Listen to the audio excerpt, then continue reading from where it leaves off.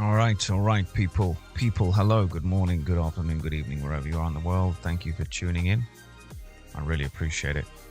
I'm here. I'm actually in Cisco, and this TV in the background's annoying. I'm sorry, but there's nowhere else for me to sit. I'm struggling to find rooms. I'm in Cisco in the HQ, or not HQ, an HQ, one of the HQs, the old Splunk. A building which, anyway, I said the old Splunk building, it's still the Splunk building, anyway, it doesn't matter. I'm in San Jose today, and this will be the last hackathon stream because we're almost done.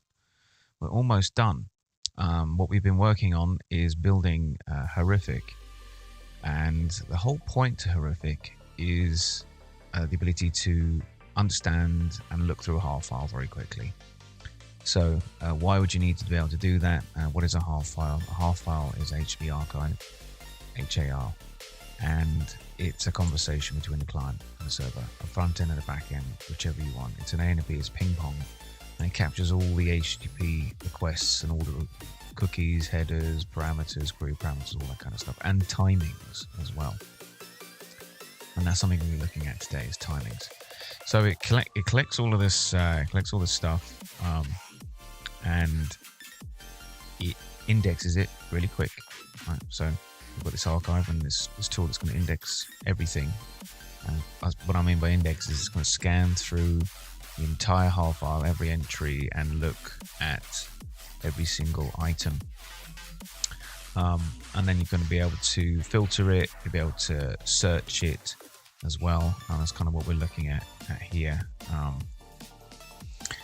So let me just kind of clear. I did actually a little bit of work on this last night. So if you were following along yesterday, where we got to yesterday was this needs some work today. We're going to work on this. What I've been doing is building really big HAR files. With this one we're working with is over a gig, and you can see it loads up in about 3.8 seconds, which is, index is reasonably fast. And now we've got access to all this stuff. And where we got to yesterday was we were building search. We were building a search, like an input and something to engage with. And it's sorry, let me bring up this chat. Just forget to do the chat. Always forget to do the chat. I never know. I gotta get better at this.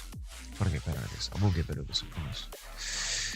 Anyway, where I was. We're talking about this. And when we got to yesterday, we were wiring up the search, and we built a search engine. When was it? Tuesday. No, it was Monday we built the search engine. Yesterday we did the wiring. Today is Wednesday. So if you're watching this back on a replay, the dates don't mean anything, but today is Wednesday. Yesterday was Tuesday, which is where we actually wired up our search engine, which we built on Monday, to our UI. That took a good day to get right. And then adding all the filtering logic that we needed to be able to do this next piece, which is what I built off stream, to be honest. I did it because I tuned some of this stuff up. I cleaned some of the code, some of the rendering up, and it's still a few bugs, but it's operating a lot better. So let's kind of just show you what I'm talking about. You might notice that there's a number of these URLs now have file extensions, like .gif or .jpeg, .html, and fonts and things like that. This is because this is the kind of stuff you would normally see in a HAR file.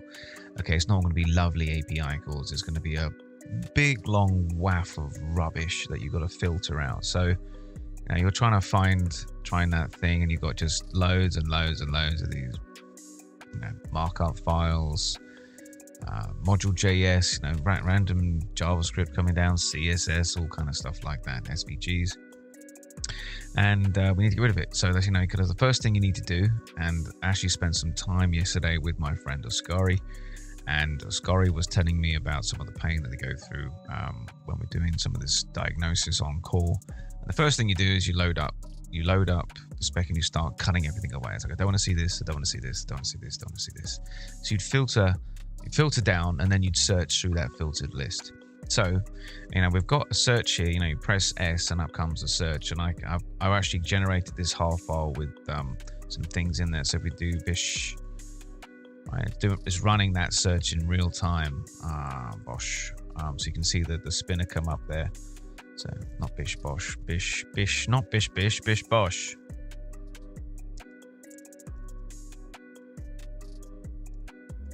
Oh, broken search here. Got to fix it. Bish. Anyway, we'll fix that search in a bit. There's some, looks like we've got a state issue where run something and then it's doing a search or a sub search. Let's do burger. Burger. Nothing in there. Fish.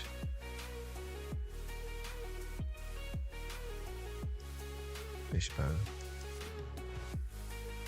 Interesting. You need to play around with this a bit later on today, but it's mostly working. It's mostly working. A couple of weird state issues, but anyway, before you get to this search, you know, before you get in there, get out of that search list. We're going to do some filtering. So I actually added an extension to the filtering mechanism we built yesterday. You know, because we built filtering, that's what search is doing. It's doing a keyword search, whether or not you're looking at the metadata or you're looking at the response body. But I've actually added the ability to add these filters. So now if we hit F, up come the file type filters, so we can exclude the graphics or we can exclude all the JavaScript. No CSS, please.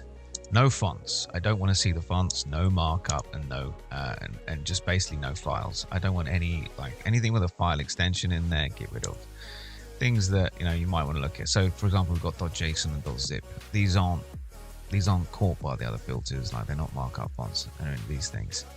So you might see those kind of things in there. You might want to keep them. We can just have all the files gone, and now all of what we've got is straight up API calls. There shouldn't be any files in here whatsoever. As you can see, they're all looking like we've achieved that goal, which is good. All right. So with the filters, we are kind of, in a good, strong position. There's a few things that I want to add today to kind of wrap this up in a v0.1. This is not a v1 by any stretch of the imagination. This is a 0.1 release we're going to be going for, and probably do that on Thursday or Friday. And I won't do that on stream because it's copying and pasting a bunch of bits and pieces and messing around with build files, and I don't want to do that on stream because it's frustrating, and it can be frustrating, and it requires me being silent and thinking a lot. So we'll just do the fun stuff on the stream, the fun educational stuff, the interesting stuff.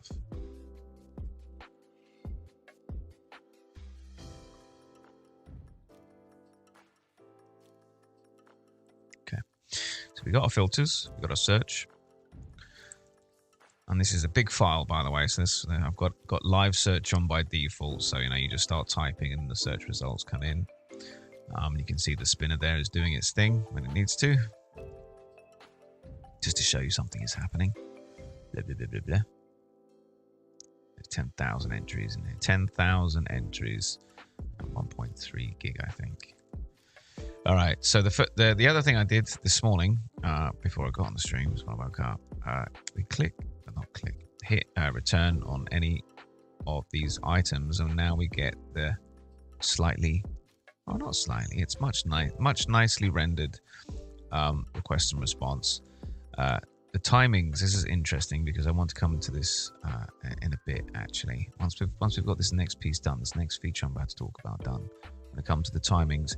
I'm going to do something. We're going to try something anyway. We're going to try a technique, a waterfall technique. If you don't know what that is, I'll talk about it in a minute. But now we can tab through our requests and responses and we see them. But the problem now is that this is all truncated. There's a lot of, and that content is, it's a big JSON blob there, and I can't see it. I can see the size of it, but I can't actually see it. And same with the response. So what's next would be actually blowing up this and creating a viewport. So a viewport is like this file filters. See how it's coming over the top of the TUI? This is something that only exists in Bubble Tea version 2. It does not exist in version 1. You can try and simulate it in version 1, but don't. You will end up in a world of pain. I do not recommend it. But they've done a really, really top job with this viewport API. Again, it's only in version 2, which is currently in release candidate. It's not generally available yet. It will be. But it works. It does work, and looking at that now, I can see that it's jumping. That reset all filters is jumping. You can see it jump. That's not good. I need to fix that. And I need to fix that footer as well.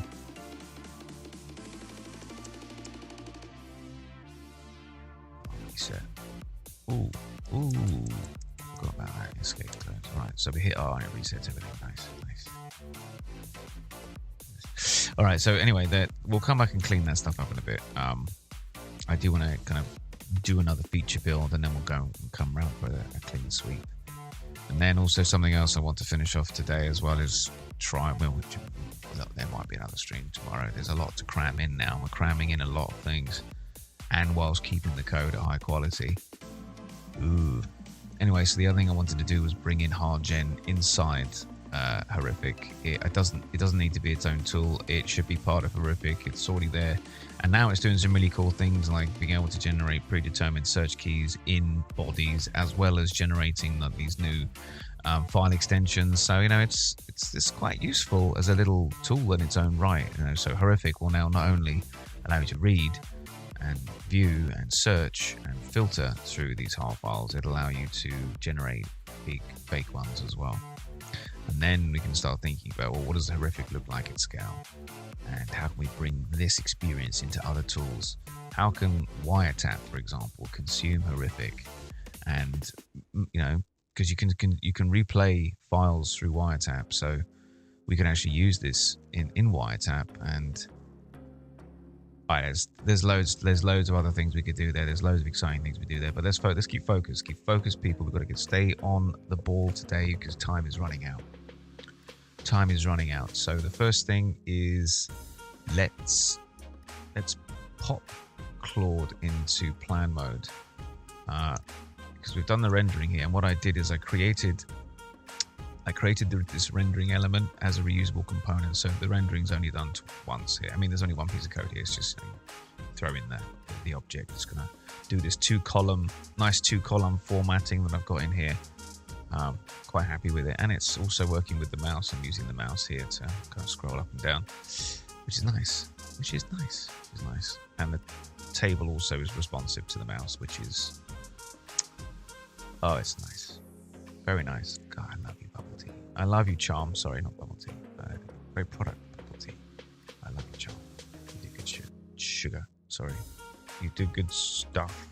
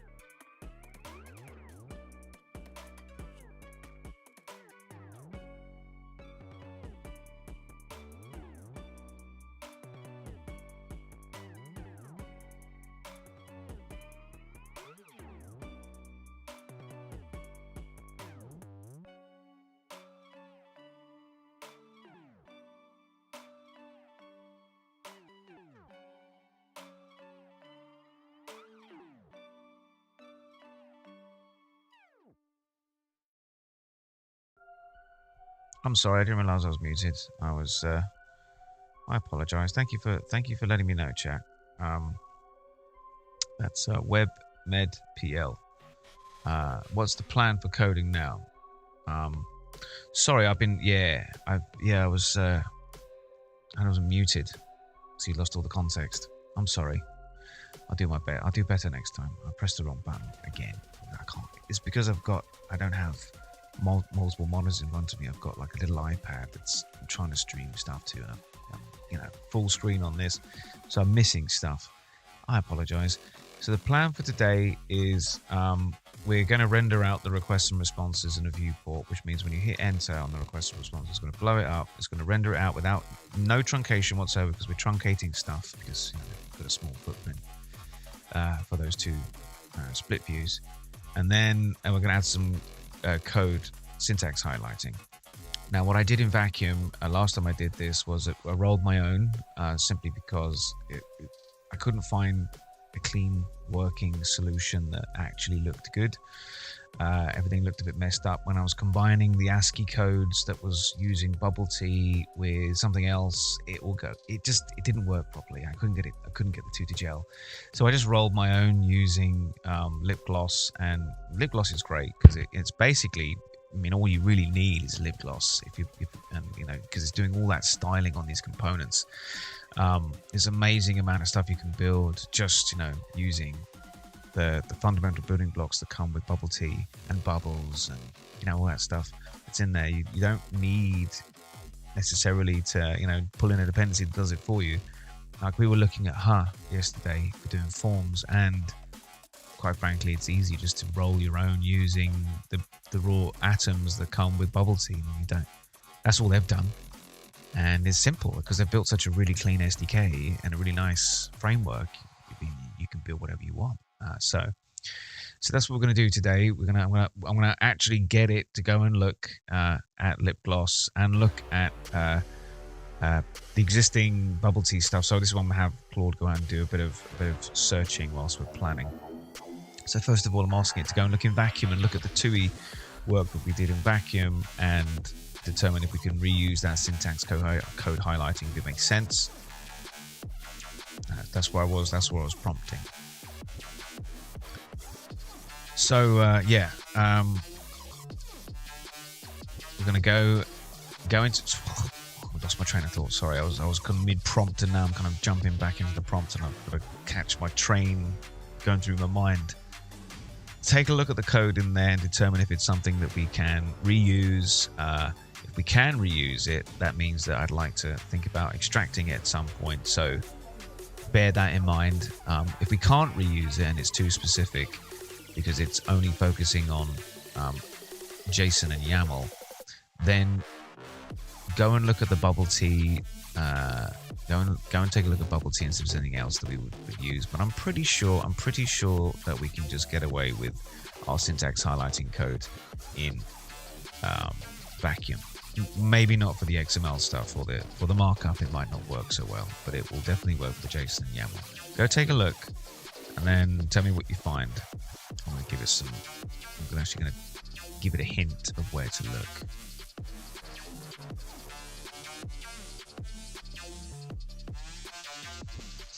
And to do that, I'm going to pull up I've got Vacuum over here. Let's bring up Vacuum.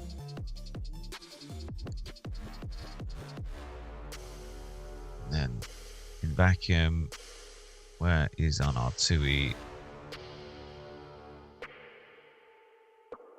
Here it is. Here's our syntax highlighting code that we built. And it's doing YAML mostly. It does JSON as well.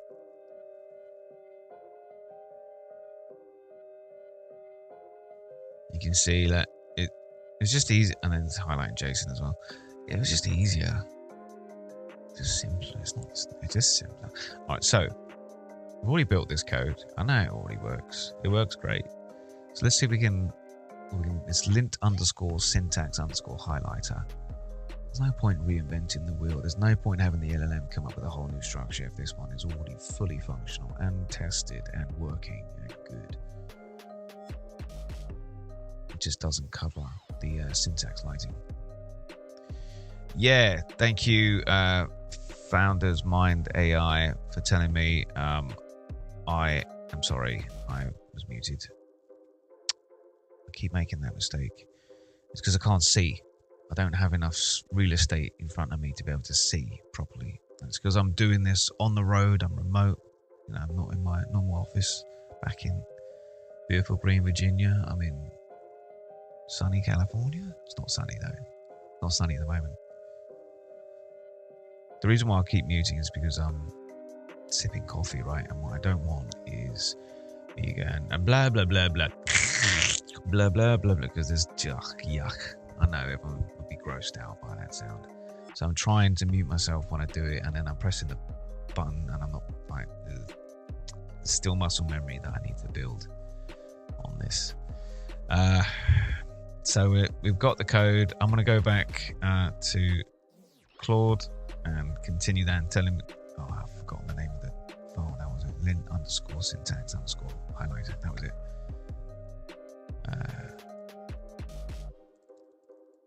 The code is in lint. Vacuum to lint. What was it? Sint.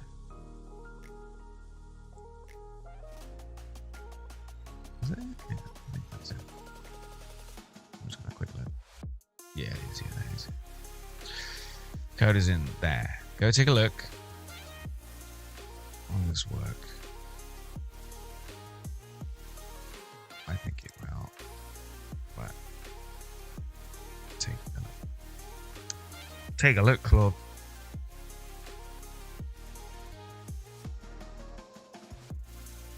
Tinkering.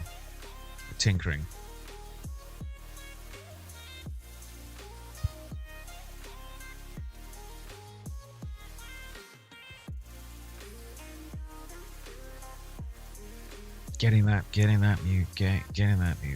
The mute button. I have tried mute solutions from. I've got a button right here in front of me, but I've got to press another button. I've got to press the button, then another button to mute it, and then unmute it button. Anyway, I don't have a switch. And there was actually, there was a company called Mute Me. They made this really bad, really terrible product. It was terrible. It was awful.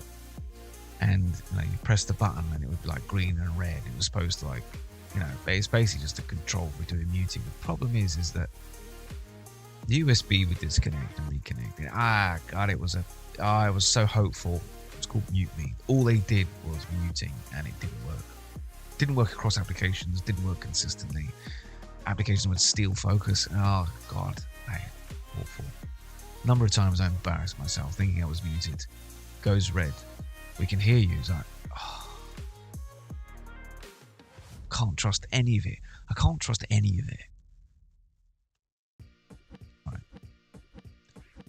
Search back. Yes, I want to.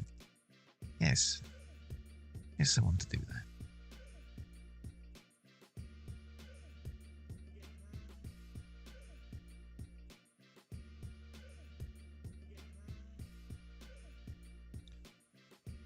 Yeah, I've got. That's what I'm using right now is a Stream Deck. So on the chat, WebMedPL. Yeah, I have a Stream Deck, and I've got clear the mic and open the mic. I press the clear the mic button. What it does is it changes the scene in my streaming tool, but I don't have auto live on because I need to know what's going live and what I'm working on in the background. And when I clear the mic, it does select the scene, but I've got to hit go live, which means make that scene live, which is going to disable the microphone or disable the audio or switch the screen, wherever it might be. And sometimes I'm just like click and I forget the second part, so I'm just muted, or I turn it on and I forget one of the steps. I'm still tuning my configure, I'm still trying to get it right, and it's like I want to spend time coding. I don't want to spend time mucking about with the stream, but I've got to spend time mucking about with the stream to get it right. Otherwise, you know, it's a bad experience for everyone watching.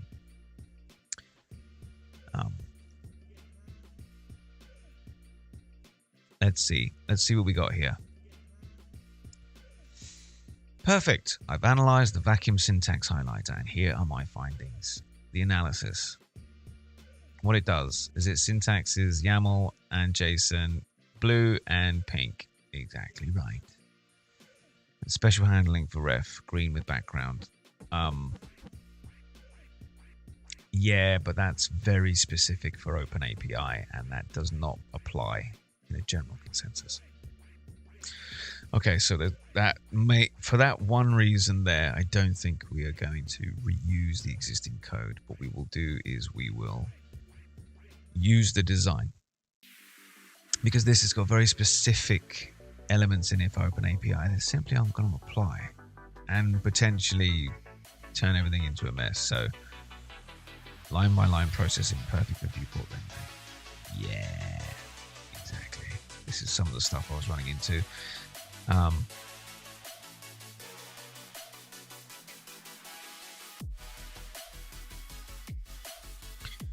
So the question on chat is, it's iterative work like coding, right? Yeah. So what you're watching me do, and what you have been watching me do, is I'm vibing, not vibe coding. Everything's designed. So vibe coding is just build me a thing, and like that's and not necessarily knowing what it's building. What I do is I come up with a plan, a design, an architecture, and then I get it to build.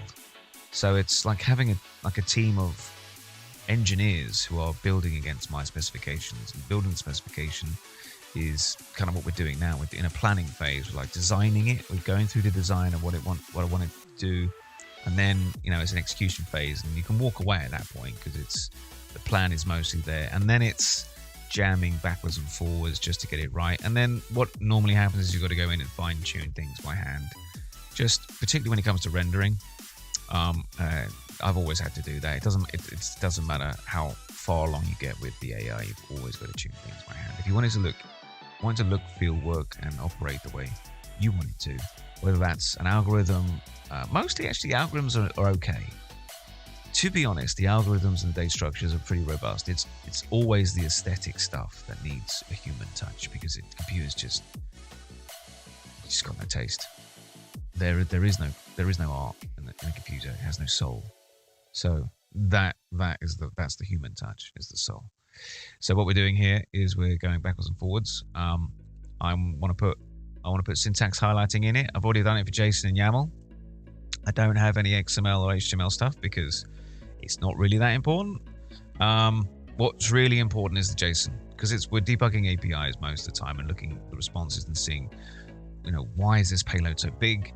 What kind of data is in there? And just having the ability to quickly scan it and colorize stuff is useful. So can copy directly. All the functions are generic. The only dependency is styles.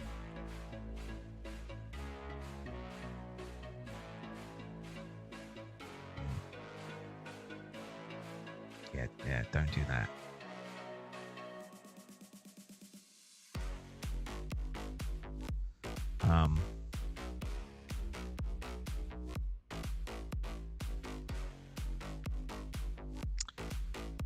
Okay, so it's saying to share the code.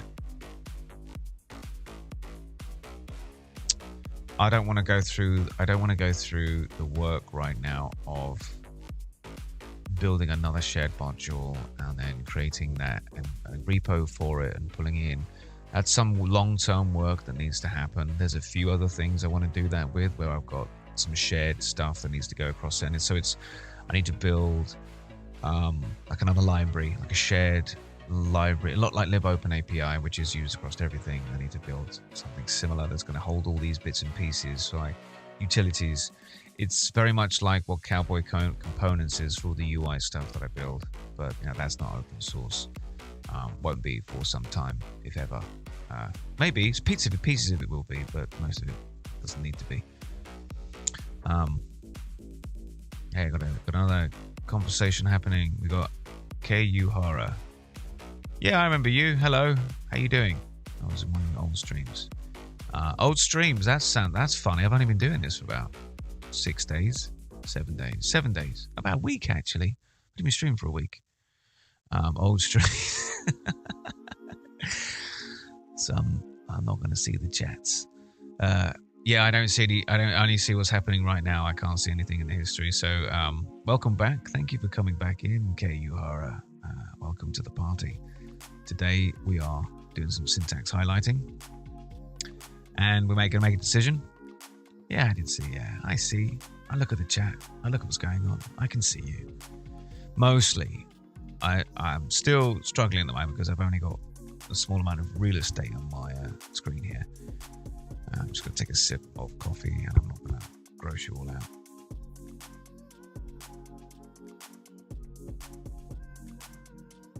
Okay. Thank you. I'm a great fan. Keep going. I love your stream. Thank you. Thank you so much. I really appreciate that. This is new for me. I've not done this before. I've done loads of videos, but not streamed. So I love your streams. I don't know. I can't do because you are not that of a rich person. Not entirely sure. Oh, okay. Yeah. Here's the thing. I don't need the donations. I don't need any donations. I'm doing it here because I love doing this, and I want to show people some new skills and techniques and tricks, and show how I do it. I don't need any donations. I'm not looking for donations. So please don't worry about that. Just enjoy. Or if I'm not sure if you can like or subscribe, that would be better. But definitely don't need donations or money or anything like that. No. My wife will disagree with me on this, but no, I don't need that. I got loads of money. I got loads of that. Got loads of that stuff. Loads of money. I do this because I love it. So the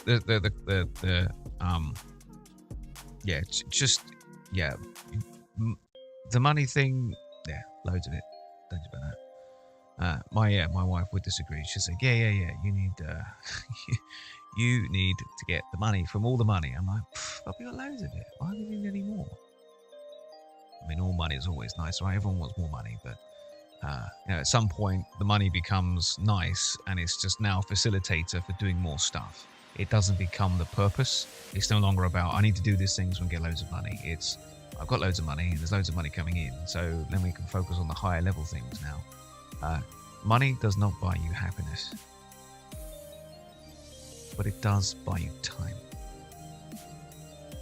So, are we going to copy this code or are we going to extract it? We're going to copy it. I'm not extracting it. I don't want to go through that. We just copy it, and I'm going to make a mental note to come back and do this work later. We're going to do an IOU. We're going to come back and unify these two things into a shared package. It's too much work right now. I just want to get going. Let's go with the copy. I don't have the bandwidth to go ahead and do all this extra work now. I just want this syntax highlighting. So add a copy of it. You can get rid of the ref stuff because we don't need that. That only applies to OpenAPI, and we're not working on OpenAPI today. And make a note in the code that we need to come back. It needs to be a to-do. Add a to-do in there that we need to come back and extract this into a shared package. So I let Claude update the plan, and then see what its solution is, and it's going to go ahead and build that viewport for us. And I need to give it the instruction of the event that I want. There's another comment from WebMD PL. Money is leverage, so you need it for the purpose you need it, but code is also leverage. So you can act like a supervisor by overlooking multitude of AI agents. I've seen it done by some hackers. Yeah, I normally do that. I normally run 2 or 3 agents at a time. I'm not doing that on stream right now. We were doing that on Tuesday. If you were watching on Tuesday, you would have seen me backwards and forwards between 2 different agents. One was working, they were actually using Git work trees. And I condensed that all down the other day back into a standard repo. We were using work trees, and we had the one agent was working on the search engine and building that out, and it's a comprehensive engine. It's robust. And the other agent was working on the TUI. Oh, sorry. Yes, 13 hours on Tuesday. I know. Looks like it's time is a struggle for all of us. If you do ever get some spare time and you want to go and see me doing that, it was on, I think it would be like day 4. Yeah, day 4 of the hackathon. You'll see the search engine build and you'll see the TUI build. And we're jumping between the two agents saying, yeah, do this, now do this, do this, do this. And they were working in separate work trees. So they weren't messing around with each other. And then what I did was I brought those back into the main repo and solidified. Once those two things were working independently, brought them together, wired them up. And then we brought all of that code together yesterday. If you take a look at yesterday's stream, you'll see that happening there. Back to Claude, and Claude is saying, I've updated the plan, and let's take a look at the plan. Let's see what Claude is saying. Pretty good plan. Okay, we're going to copy the syntax highlighter from back in because it makes the most sense. We've already done the work, and I don't want to do the shared stuff, so we're just going to wait that. Someone's giving me an update here. Sorry. Okay. Copy the syntax highlighter, remove the ref handling because we don't need that. This is Open API. We're not doing that today. Open API is lots and lots of fun. Mostly. Can be hell. We're not doing that today. To do, I need that. These are our elements. These are the functions. You're going to highlight the JSON line, the YAML line, style the brackets, and apply the syntax highlighting 2 lines. So it's line by line highlighting, which is good.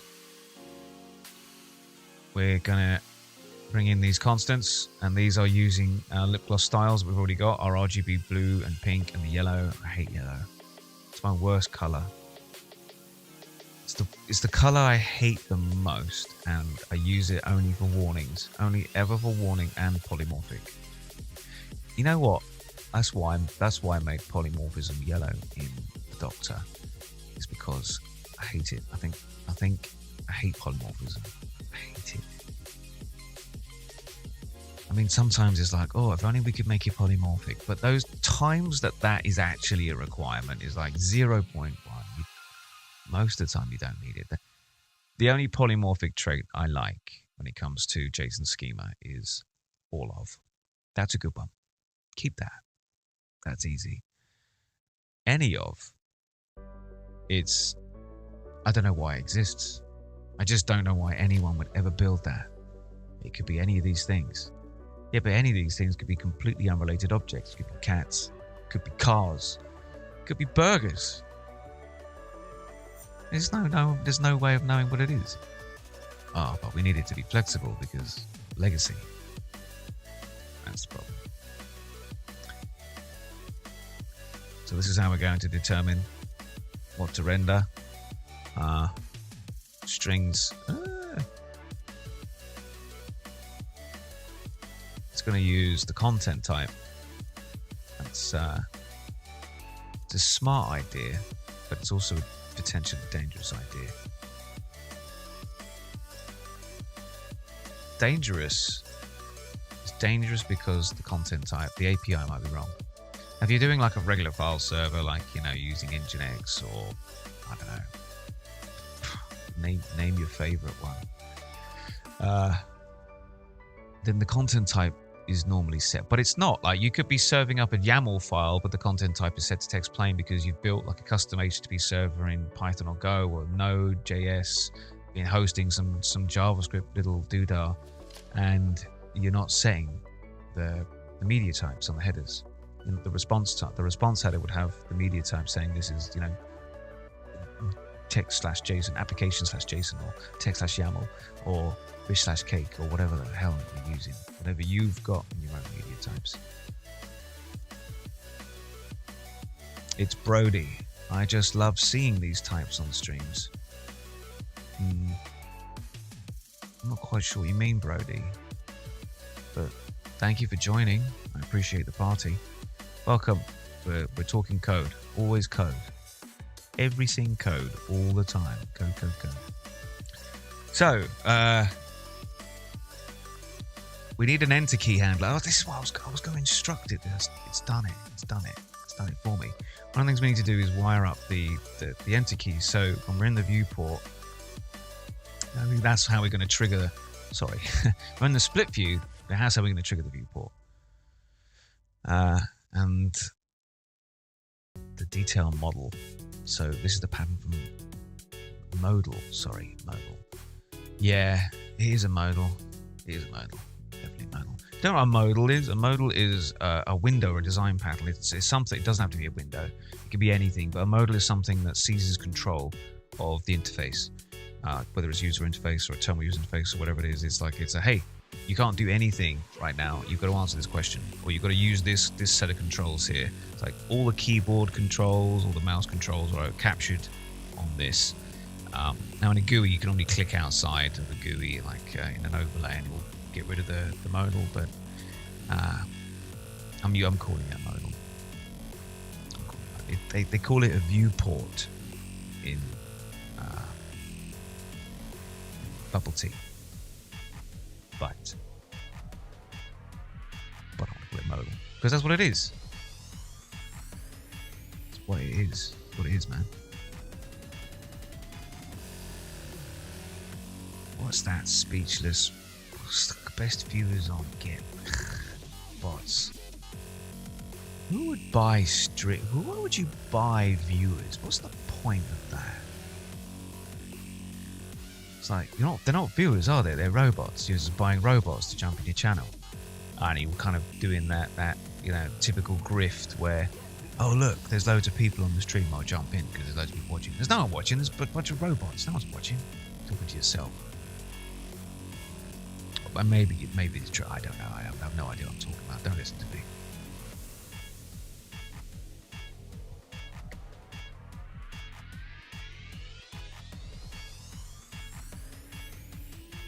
Right. We got our enter key for the modal, implementation files, position. Okay, this is important. Center on the screen, not right aligned. 80% wide, 90% high.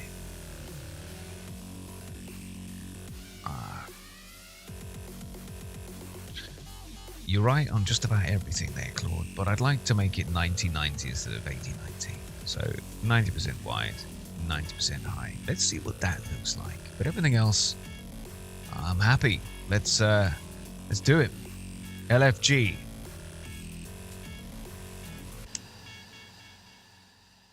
Let's go. Let's fudging go.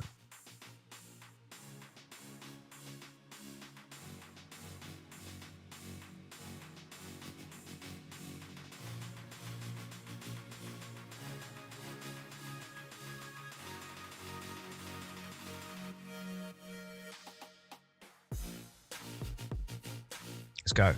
Let's go. Okay, we're out of planning mode. We're in building mode.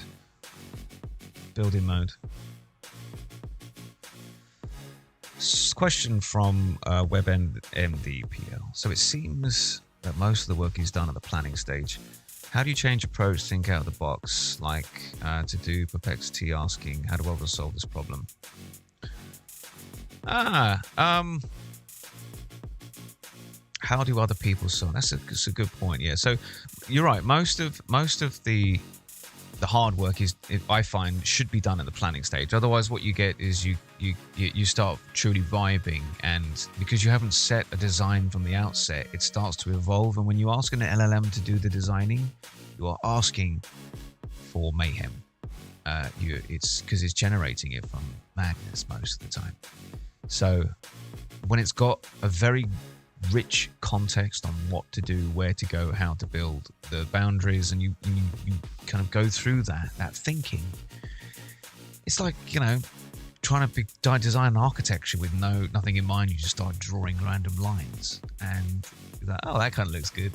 Oh well, no, that isn't going to work because it won't hold the weight of the building, will it? So it's mostly doing that work up front, doing the research, looking at the code, looking at other solutions, looking at different algorithms, different ways to design data flow, ways to compose components, ways to architect those components, design patterns you want to use, how you would gather or mutate data, the model.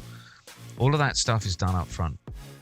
So when you get to build, it's really, this is the way that software should be, is you give a list of requirements to a software engineer, and those requirements dictate the shape, the size, how much memory should be used, the inputs, the outputs, the interface, how data should be transformed, how things should be saved, where they should be saved, how you should engage with it, how it should interface with other systems.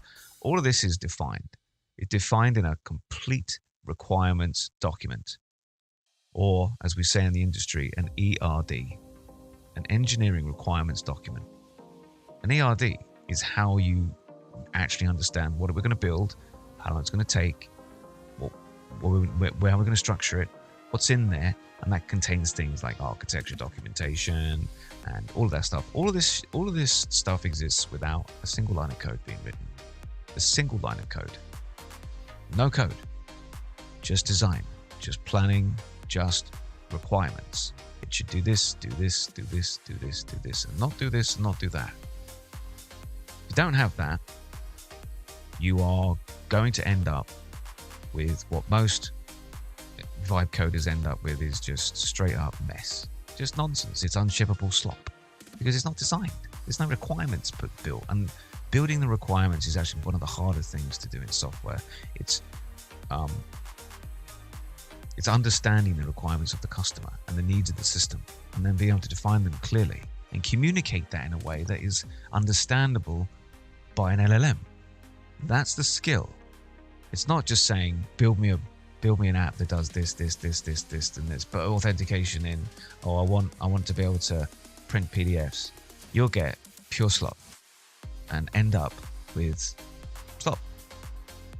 Key is planning the design, iterating on the design, and then you can hand it to any human person and have them code it, or hand it to an LLM and get that to code it, and you'll get much faster result with the LLM than you will with a person.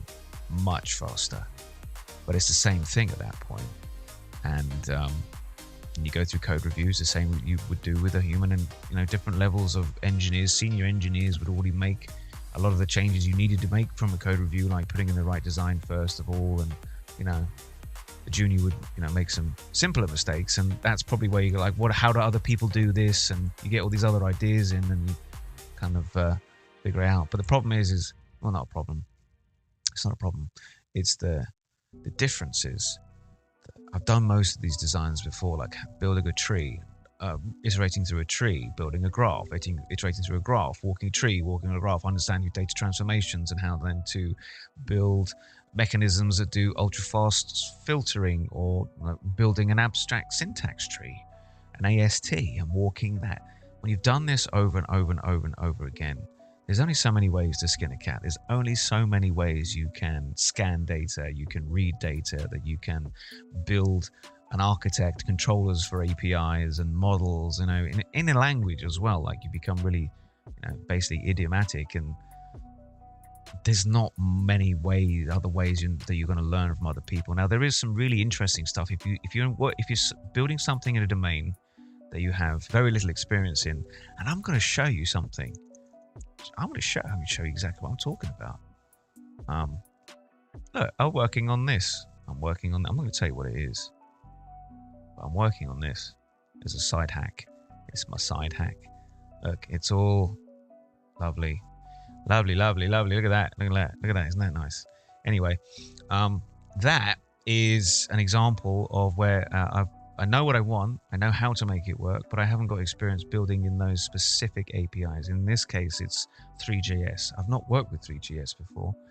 I know how it works. I know the concepts of how it works. I know the concepts of all cameras and angles and rendering and all of it, because I've built it before.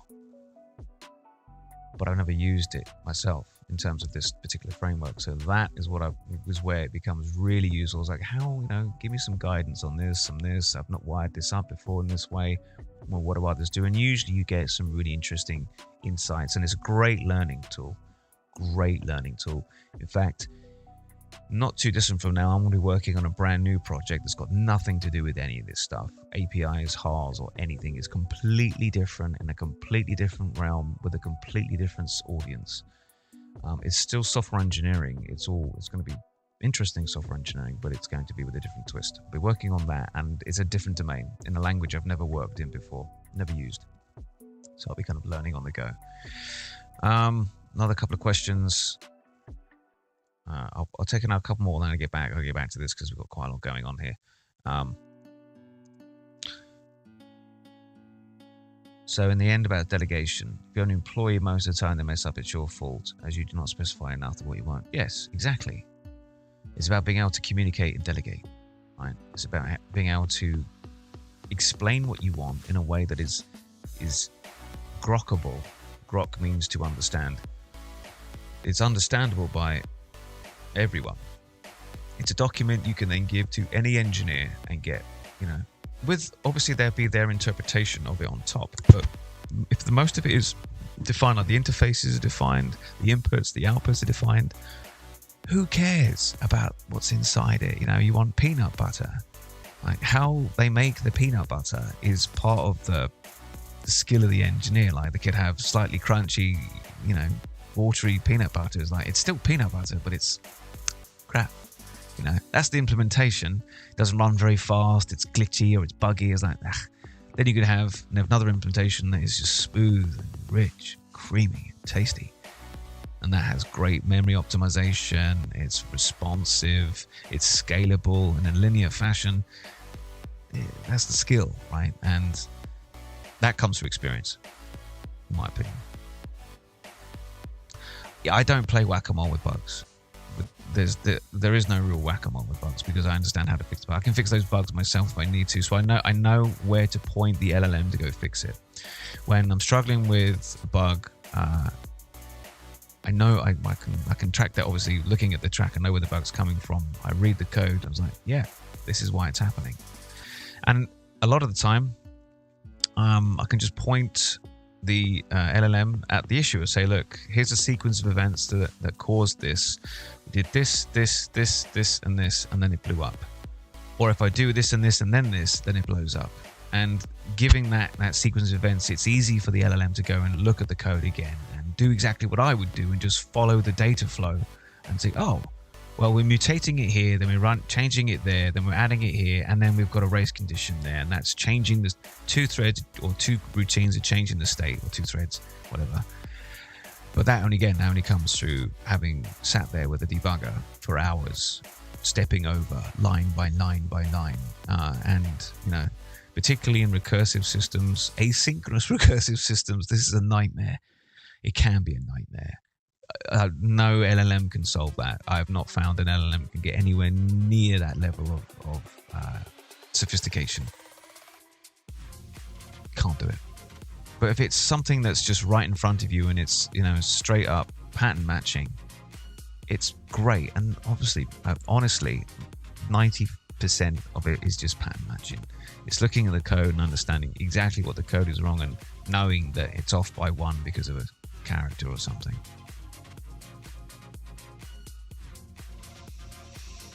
All right, Claude is building out our viewport. Pretty excited.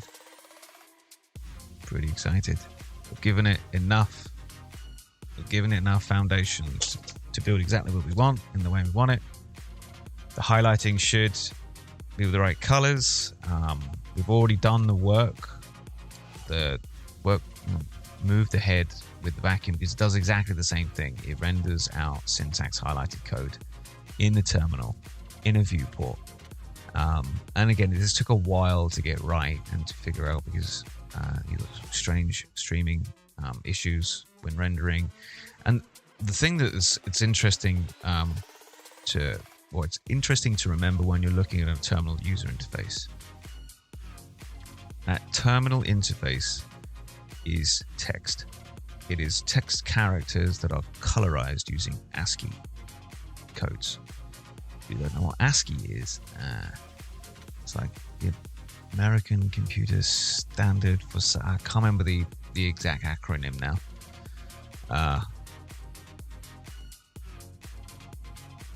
So I'm just checking the chat, make sure there's nothing else in there. Apologize.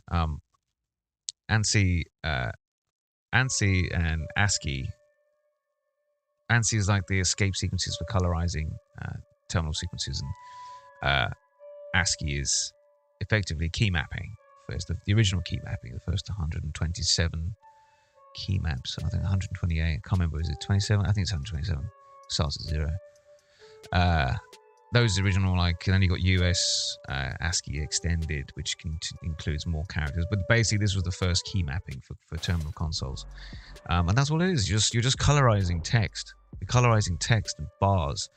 So all those borders. Now, there's not like a graphics rendering engine here or a layout engine or anything like that. It's straight up printing text. That's it. So just remember that. Remember that when you're going through a terminal user interface. It's like, oh, this feels a bit janky. It's like, it's literal composed of colored text.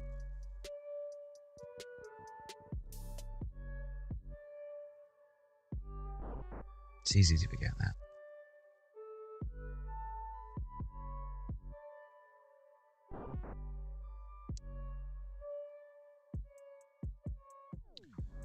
Detail modal. So we're growing our TUI. We're growing it. I do believe this is the last TUI component that we have. We've got our main table, which actually needs some additions after this. We need to add one more column.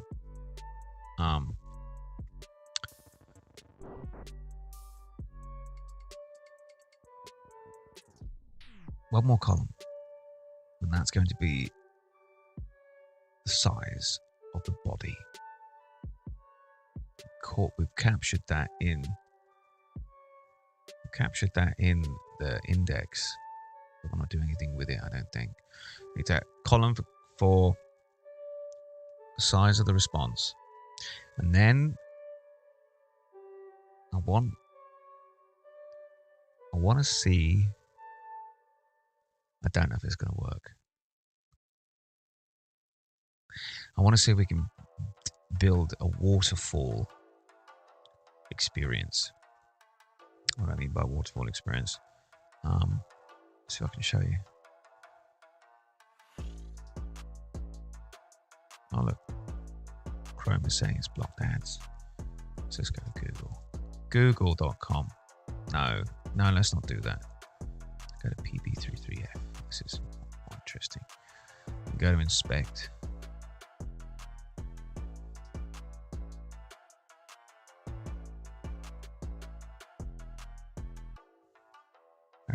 Where is the waterfall?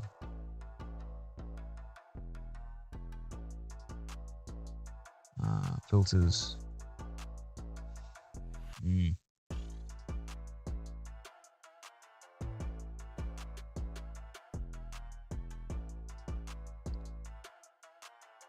know where it is. You can kind of see it in here. It's like a diagram. Let me see if we can bring this up. There should be like a column over here, but I don't know where it is.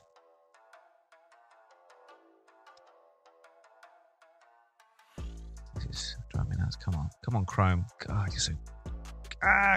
Why can't I make this bigger? Why can't I make this bigger? Why can't I zoom in here? Won't let me do that. It won't let me do it when I can't like make this part bigger.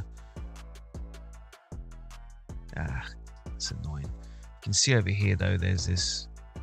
Like sequence, you can see the sequence diagram of requests. I don't know what that is. That's not me. Now that is post hog. I don't know why I can't make it bigger. I don't know why I can't make it bigger. It's a good question. Why can't I make it bigger? Nothing's happening. I grab it, nothing's moving. I literally can't make this thing bigger. It won't let me. Unless I'm doing something stupid. Can't make this table bigger. I can't make this part bigger. It just tries to grabs the scroll here. So if I look, maybe if I can just zoom in on this section here. This is a nice feature, right? Where you can zoom in and see the requests happening in that time. Now this is all these other ones is just post hog making ping pongs, but this first bit is interesting when it's doing da da da da da da. Let's try and get a different website. Oh, I don't know what's going to make loads of web API calls to Amazon. That's going to make a million of them. Right, there you go. That's better. Still can't zoom. That's so annoying. Anyway, you can see the window here of all these requests coming in. It's like a waterfall. I want to try and see if I can do something similar, but I want to do it in a column. I want the column to render the waterfall so it comes down here. Not here. Like, this is freaking useless, man. Like, what am I doing wrong? Why can't I zoom in on this? No, there's no key combination. Most big request rows. No. Screenshot. No, that's useless. Group by frame. All.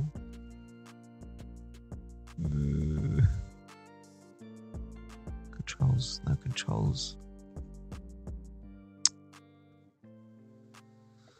See, this is what you've got when you've got like dev tools, like you're stuck with Chrome. It's frustrating, annoying. Like, why can't I get into that? Where's the, maybe I could add the columns over here.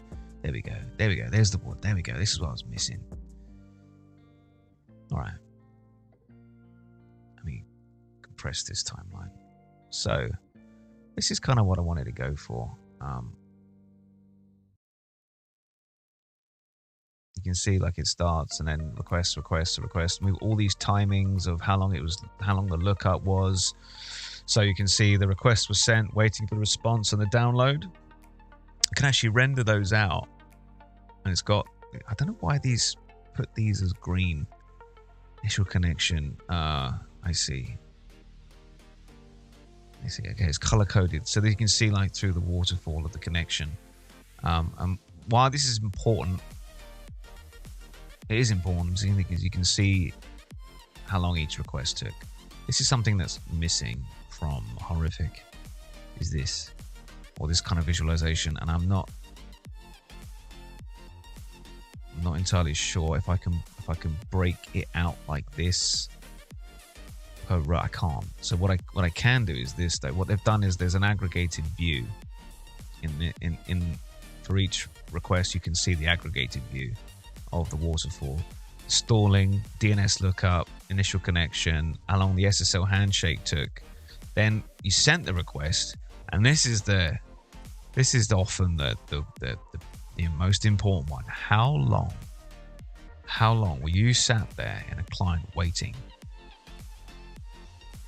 You can't see my mouse. It's the green box waiting. This one I highlighted. Whoops. Yeah. It's this. Waiting for the response. That's the problem. So how do we do that? How do we do this? I don't know. I'm thinking we can build a component that's going to determine the available width of a column. It's a component that's going to determine the available width of the column, and then generate colorized string using pipes or something, or blocks. And then that's got to sit in sequence with the other requests, and it's got to stagger it so you can see where one request ended, the next one picks up, and it's got to be something that will. This might be really tricky. This might be a V02 feature that we bring in the waterfall, because there's a lot to build there. There's a lot of calculations that we need to understand. How wide the column is, how we're going to then show that in sequence. There's a lot of thinking there we might not get to today, to be honest. But this is a goal of mine, is to bring in this. I want this waterfall feature in the table. Feedback from WebMD PL. I like to think in the way of why, what, how, planning model. Why do I want to do this? What is the expected state? And only if these two proceed to the how to do it. Well, works well with AI delegation. Yeah, good approach. Good approach.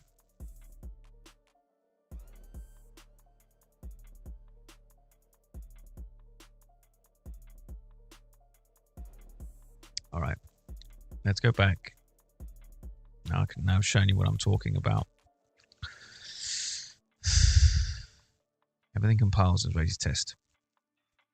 Well, it says that we're done with our modal build. There's only one way to find out, ladies and gentlemen. This is where we were last time. Let's quit. Let's quit this. And we're going to rebuild. There we go. Big old HAR file. And we'll work on that in a minute. Is that loading screen? Once we got this right. I think I might leave the waterfall. It's a lot of work. It's a lot of work. And I don't have much time left. All right, so here we are. You can tab between them.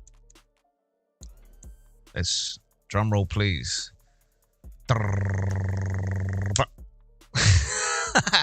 Well, it worked, kind of. It's in the wrong place, and the content is syntax highlighted, kinda, but that's not right, is it?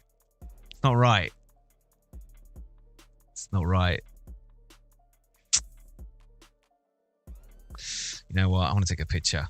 I'll take a picture for Claude and say, not bad, not bad, not bad. The color is right. The action's right. It is a viewport. It does colorize. But yeah. No, not quite right. Not quite right, Claude. Not quite right. Let's try again, shall we? Let's try again. Try again, mate.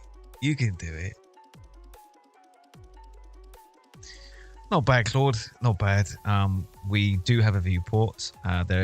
We have got the nice 2-column formatting, and then we do have colorization on the body, and it's almost there, but there is a problem. The viewport is halfway off the screen, and it's all the way up to the right. The viewport needs to be bang middle of the screen, and it needs to be doing the 1990. I think we've got the width and the height right. It's just off center, so you haven't done your 50% calculation or whatever it is that we're doing to position that centered. We've basically missed it by 50%. It's a common mistake.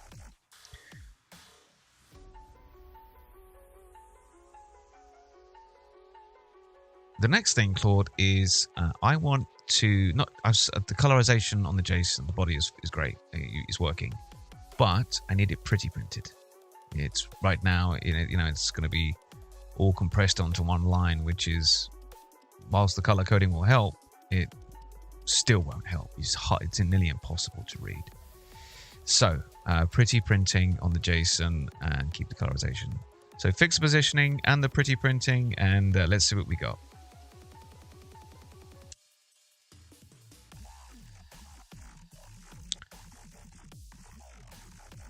I've just put those instructions into Claude as I was talking out loud, and now it's going to do its thing. Doing its thing.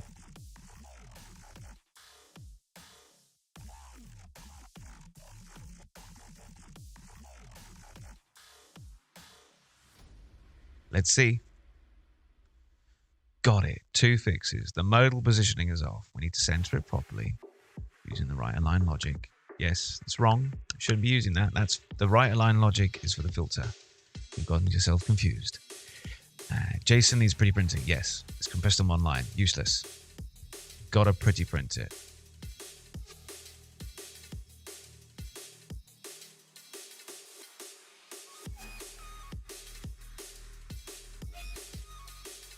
So, goal number 1 for the day, get this viewport working. Goal number 2, calculate modal position. Yes, it's using the right align for the filter. That's correct. The width, there it is, your 40% width, it's just wrong. And then, once we've got the modal running, it's a case of bringing in HARgen and also cleaning up some of that search behavior. It was feeling a bit janky just with some of the usability. It was feeling a bit sticky. So go and clean that up and clean up the search experience. And we'll try on a couple of different sizes. And then we'll also fix that loading screen. You know, I want to add to the loading screen as well. We're loading those. We're not loading them. We're indexing. That's what's happening there. Is when we're doing the indexing, I want a progress bar that's going to show.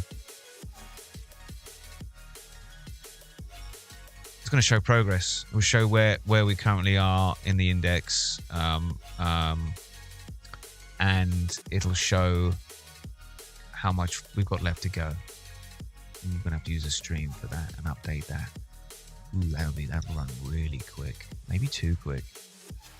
You might need to chunk it into blocks. Thinking out loud here. If the indexer runs really fast, and I'm talking, you know, it's got 50,000 entries. It's going to run through that in, what was it? Oh, I don't know. It changed matches on the size. But let's just say we're currently looking at 10 seconds for like a massive file. 10 seconds. It'll stream update like 10,000 times in those 10 seconds. That might be too much. It might create flicker. Because again, remember, this is just text. So if you're doing any kind of progress bar with a grade, it might create some kind of flickering as it's going up to scale. There's too much rendering happening. It's too fast. So you want to debounce it.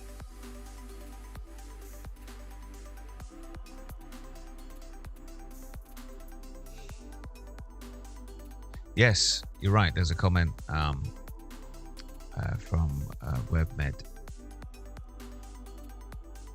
about thinking or speaking out loud. You're right. And what I've noticed actually over the last week when I've been doing these streams, because I'm verbalizing my entire stream of thought. Normally this is all in my head, which means I do go a bit faster, to be honest. The verbalization part makes me go slower, but the advantage to that means I'm not skimming. I'm actually reading, I'm thinking, and I'm real-time rubber ducking. And if you don't know what rubber ducking is a technique which is basically this: like you put a rubber duck in front of you and you talk the problem through with the rubber duck, and it helps you figure it out, because you know when you think about it, it's simple, but when you talk through it, you realize you don't actually know how to articulate what it is you're thinking. Your thinking is flawed when you try and articulate it and explain it to someone, or explain it like what I'm doing right now. You realize, hang on a minute, I'm missing something. I'm missing a lot. I've skipped over it mentally in my brain, and I'm filling in those gaps. But speaking out loud means that no, I'm an idiot. I've missed something. All right. It says Claude is telling me that it has finished fixing it. So let's go back and take a look. Let's go back and take a look.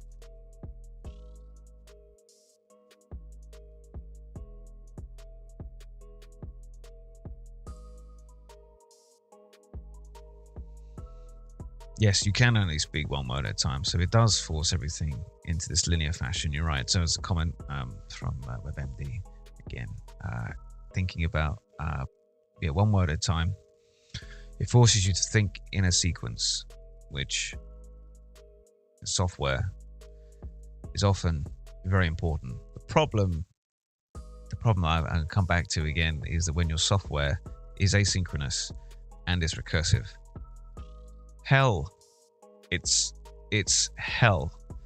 It's like being on a really bad trip on mushrooms, having too many hallucinogens in your mind, and you're unable to determine reality from, because it's like, where am I, what's going on, what state, how did I get into this state, how did this happen? You're like halfway through the system, how did you come in first? Things like that. Anyway, not today. We're not doing recursion today. We are going to test this. Drum roll, please, ladies and gentlemen. Now, hang on. I haven't rebuilt it yet. I haven't rebuilt it yet. That's the same old one. Let's go again. Let's go. Oh, no. This is it.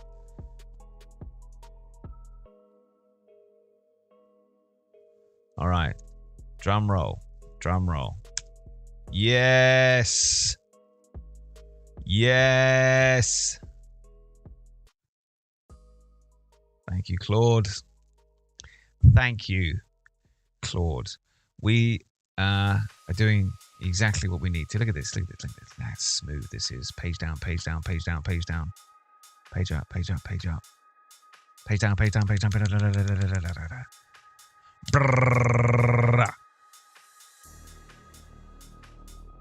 Huge big JSON blob. Huge big JSON blob. Let's see it in line. Now there is only two things I want to change here. We've got a line at the top and a line at the bottom. There's too much padding. I don't know if he's created a new line. I've used probably 2-line breaks. That's mostly what I've noticed is the LLM is putting in 2-line breaks all over the place. But look at that, look at that, look at that. That is it. Response. Let's come into the request. Full view. Oh no. No, that's a bug. Response. So let's go up to the top. And then request. Oh no. No, he's right. It's just. Is it?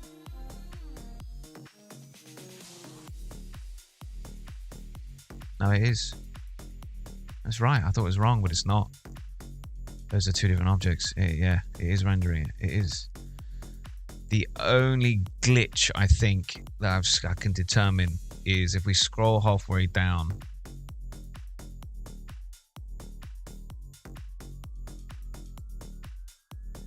And then I come out and I go over and I'm scrolled halfway down. We need to go back to the top of the viewport. All right, 2 pieces of feedback, and then we are basically clocked on this. Need to go into cleanup mode. Let's get Claw going. I want to take a quick break after that. It's been going for about an hour and a half now. Step out. Just a few minutes.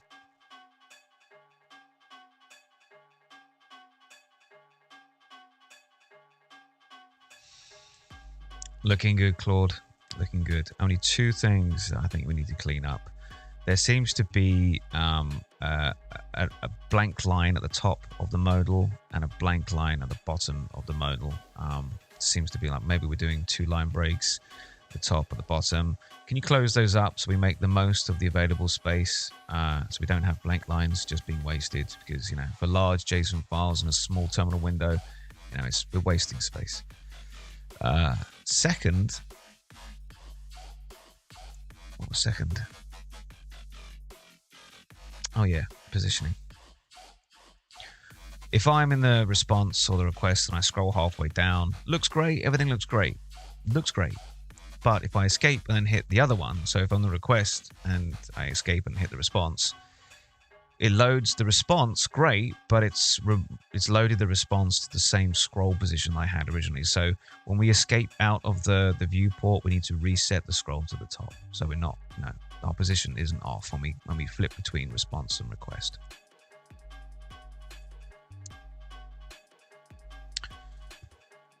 Let's see how we're doing.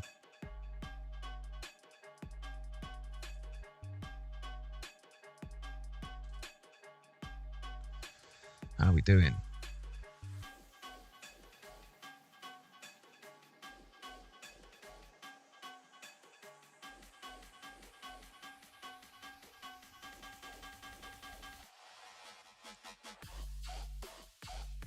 How are we doing? Keep going, Claude. Keep going. Sorry, I'm just looking at my I got my work computer next to me here, and I'm just checking that I'm not missing something, and I'm not. I'm just gonna move some meetings while we're waiting for Claude.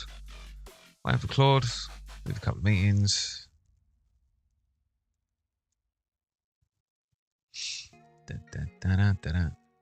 There it is. There's that double line. You see that? I knew it. Can smell them. Can smell those line breaks.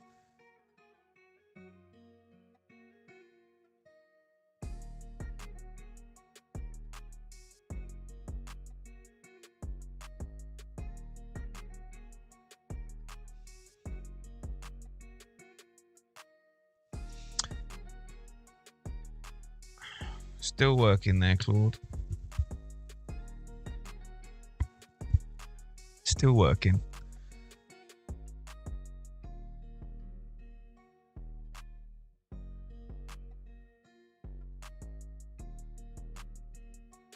And there's a company meeting. Well, I think I'll skip that. It's kind of boring.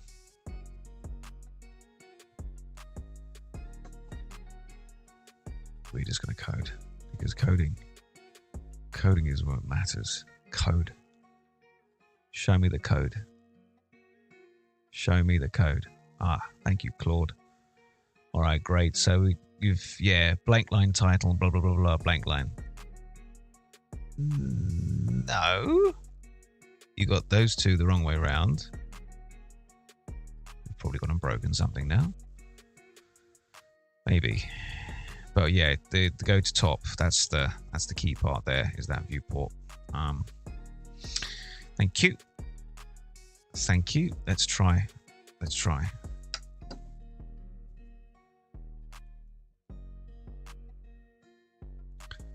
Let's try. Quick. All right, start again. Load it up. This is good. We're going to work on this loading screen next.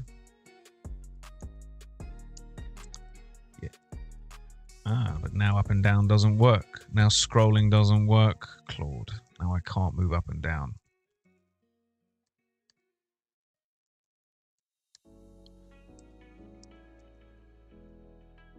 Scrolling, you broke. Not only have you... Look, not only did you not do what I wanted you to do, now scrolling doesn't work at all. It's...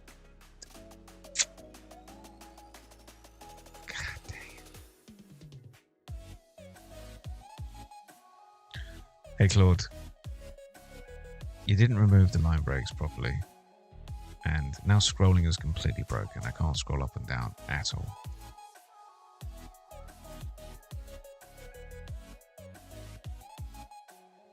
Knew it. You know, sometimes it's like, yeah, done it. Other times, I've done it. It's like, no, you've just made a mess, Claude. You might be at one of those moments here. We've been rolling with this session now for 2 days. We're still running with the same context window. Although sometimes when you get into these nice windows, just everything seems to be gelling pretty well. You just stick in them.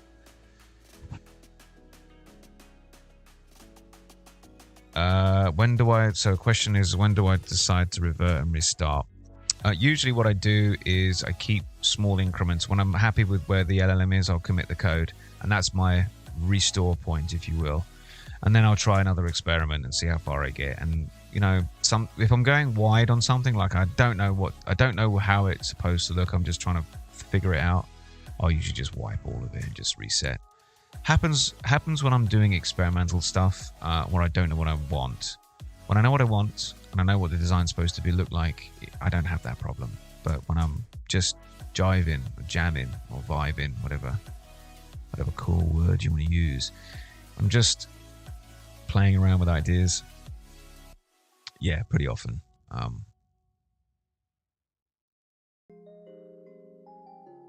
Yeah, it's scrolling around because the reason why it's scrolling around is because it's added a method called scroll to top, which is to solve the previous problem, but without looking at the code, knowing that what it's doing is it's firing that damn thing on every event. So it looks like it's not scrolling because every time I'm doing the down event, it's resetting to the top and it's not refreshing the screen. So you're not seeing it judder or move, it's just staying put. That's my feeling behind it because I've seen that bug before. That go to top. Let's see what he did. It says he fixed it.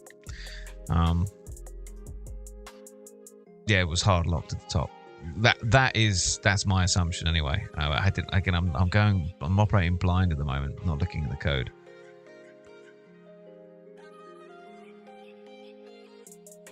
I just realized I forgot to switch the terminal back when I was doing stuff with Claude.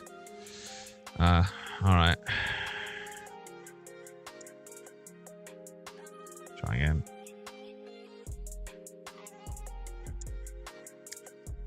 No. Still broken it, mate. Still broken it. I don't know what you've done. See, the scrolling works here. Scrolling does not work. All right. Let me let's come back to Claude here. So let's go back a bit. Let's go backwards. Let's go backwards.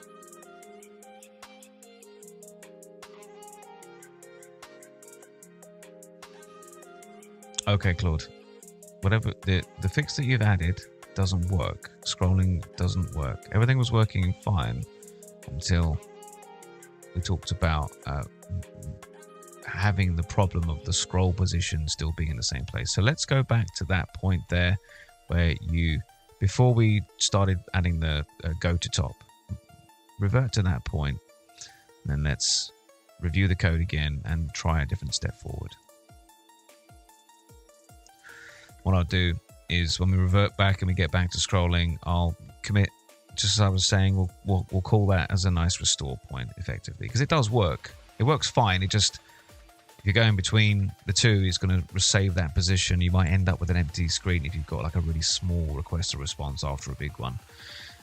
That's my thought anyway. So I just want to get that piece working. It really doesn't seem like it's going to be a big deal, but I know that this is mucking around with it.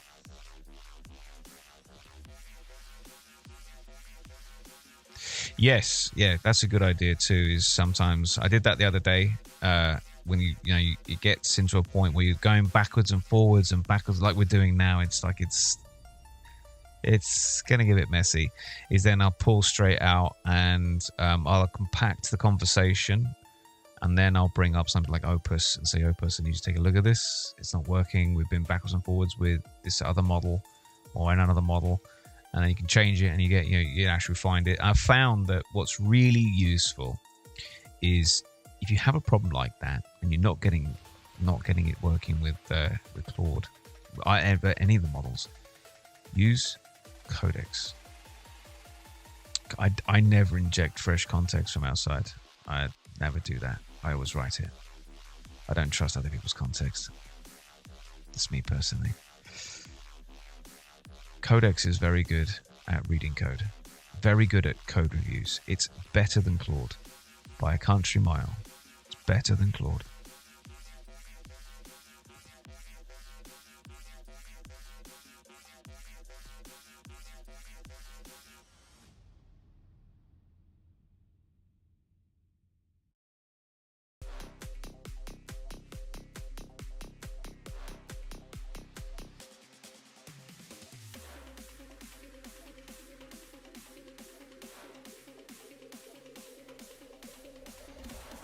All right. That's exactly what I was... This is the exact problem I just said. You see here, it's called go to top in render detail model in every render, which is just... That's why, because it just resets the position over and over and over to the top. That's exactly what I said was happening, just because I can tell from the behavior. That's why, a lot of these things come down to just experiences.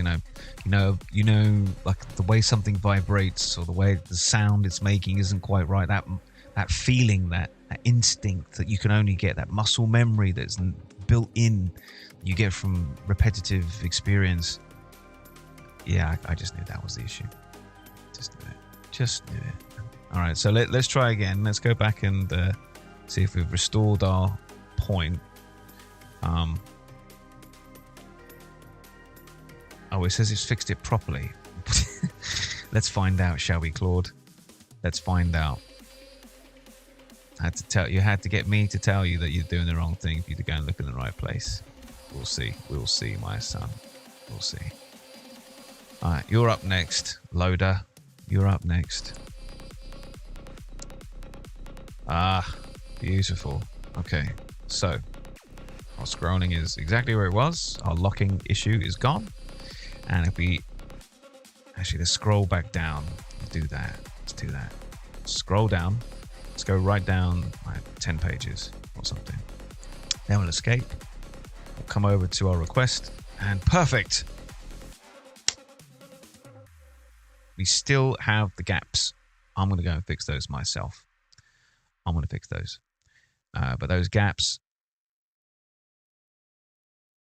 are insignificant in the fact that we have everything that we want. Look at that lovely, pretty printed Jason. Occam's razor. Yes, exactly. Occam's razor, one of my favorite sayings. The most direct, simplest solution is often the right one. Sorry, I'm drinking. Yes, now it works. It works perfect. We are perfectly operational. With that point, to my word, let's go and save. Save. We're going to stick you in there. And we've got a syntax highlighter. Oh no. Oh no. Oh no.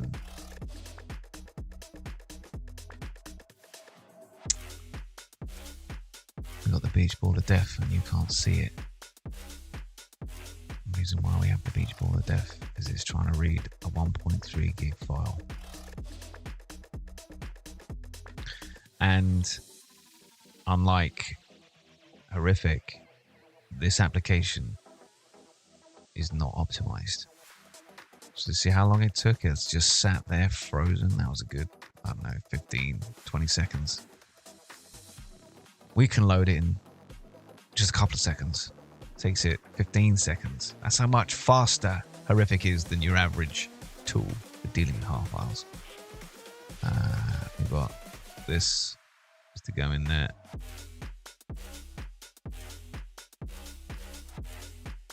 Oh no, it's doing it again. I should have clicked off of it. Oh my goodness. Unoptimized.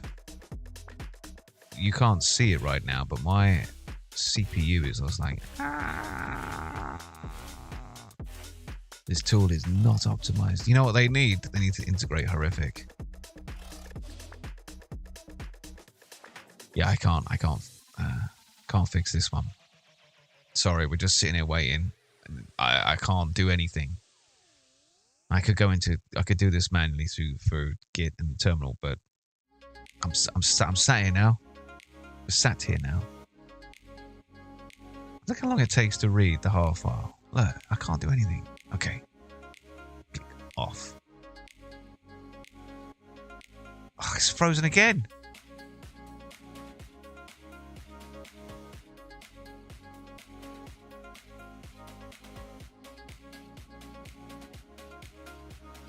Oh my god. All right. I don't have another terminal open either. I've got to... Yeah, I do. Let's do this. Rubbishy.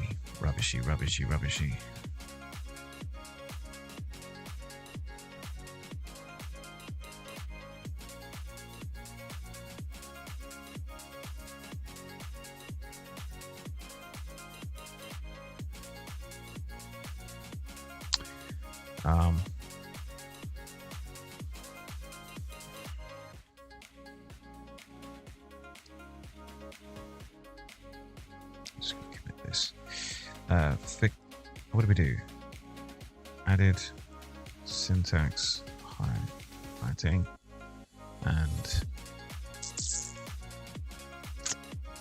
fixed the modal experience and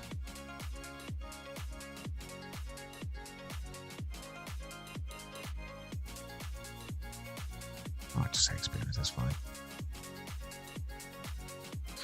All right. And I might move.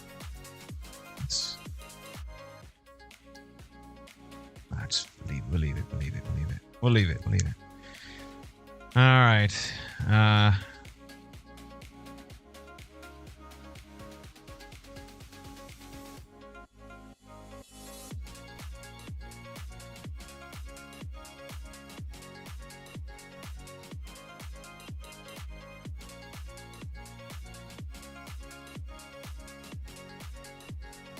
Yeah, I've just added that. Yeah, the state is all messed up. Look at that. Look at that. Look at that. Slow. I want to get rid of you. I want to exclude you. There you go. Ah, great. No, don't worry about those. Okay. Sorry, I was just doing a bit of house cleaning there with my terminal. Do I ask AI to write commits too? No, I don't. I don't have AI do committing for me. I like to review the code before I push it in. I like to look at it, see what it is, and then I go back and modify it when so I do a code review in the IDE, I do a code review when it's building it, when it's planning it, and I do a final code review. Quick one in terminal. That's why I like having that GUI experience, so I can see the files, I can see the diff and look at the diff. So I don't let it commit. I don't let it commit. Right. With that, everyone, I am going to step out for 10 minutes. Maybe 10 minutes, and yeah, 10 minutes. Because I need to go take care of a couple of things. I'll be right back, and then we're going to work on the loading screen and fix that, because we've got this. I still need to fix the line issue. There's still padding on there, but no, it's. Well, maybe we'll do that now. Actually, screw it. Take a look at the code. Take a look at the code quickly. Where is it? Where is it? Where are you? In the wrong one. Where are we in the braid? Oh, wow, we need to change this to HARific.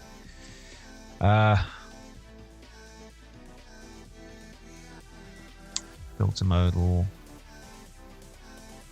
Key value renderer. Detailed modal. Here we are. Here we are. Got the height, got the width. Yeah, 90%. Title, request. Rendering the title. Line break. Detail view. And that goes in the modal. What's the title? No, that's the wrong one.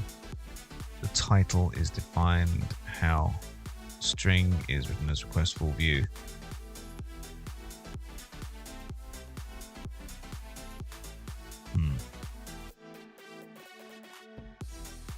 Maybe we can't.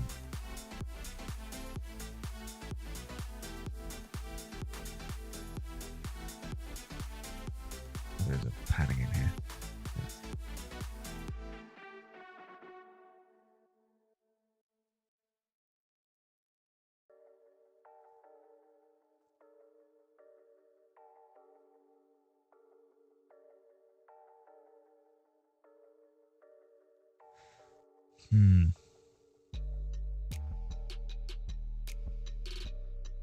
We might need to go into these. I don't want to dig around on this because we could be here forever. This is a off-stream tuning, tweaking thing. This is moving numbers around and budging, padding around. I'm gonna be 10 minutes. I'll be back at 58 minutes, so 2 minutes to the next hour. Wherever time zone you're in, that's when I'll be back.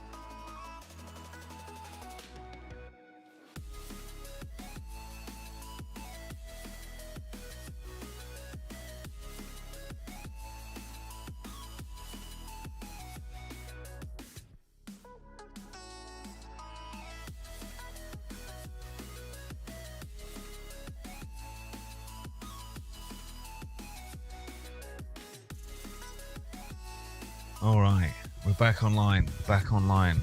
I've only got an hour-ish left in this space before I get kicked out again. And I thought I booked this whole room for the whole day. You know, I didn't because it didn't work. It said, "Yeah, you're all booked." Walked in this morning, it was all booked. Everything was booked. Just looked around and no, somebody's thrown all my bookings out and decided they want to have my place instead. So I don't know why, I don't know how, but I need to love corporate America. Oh.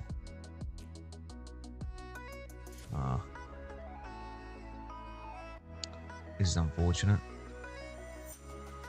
I'm actually going to have to jump on another call. I've got a daily stand-up, and it's like, this is what's going on with this hackathon. You know what I'm going to do? I'm going to stay on, and I'm going to watch this, but just so you know I'm here. I know it's not much to look at, but actually what I am going to do is I'm going to type my prompts. So I'm going to go silent, but I'm going to go back into typed in while I'm listening to this other call. If you're there, sorry. Sorry.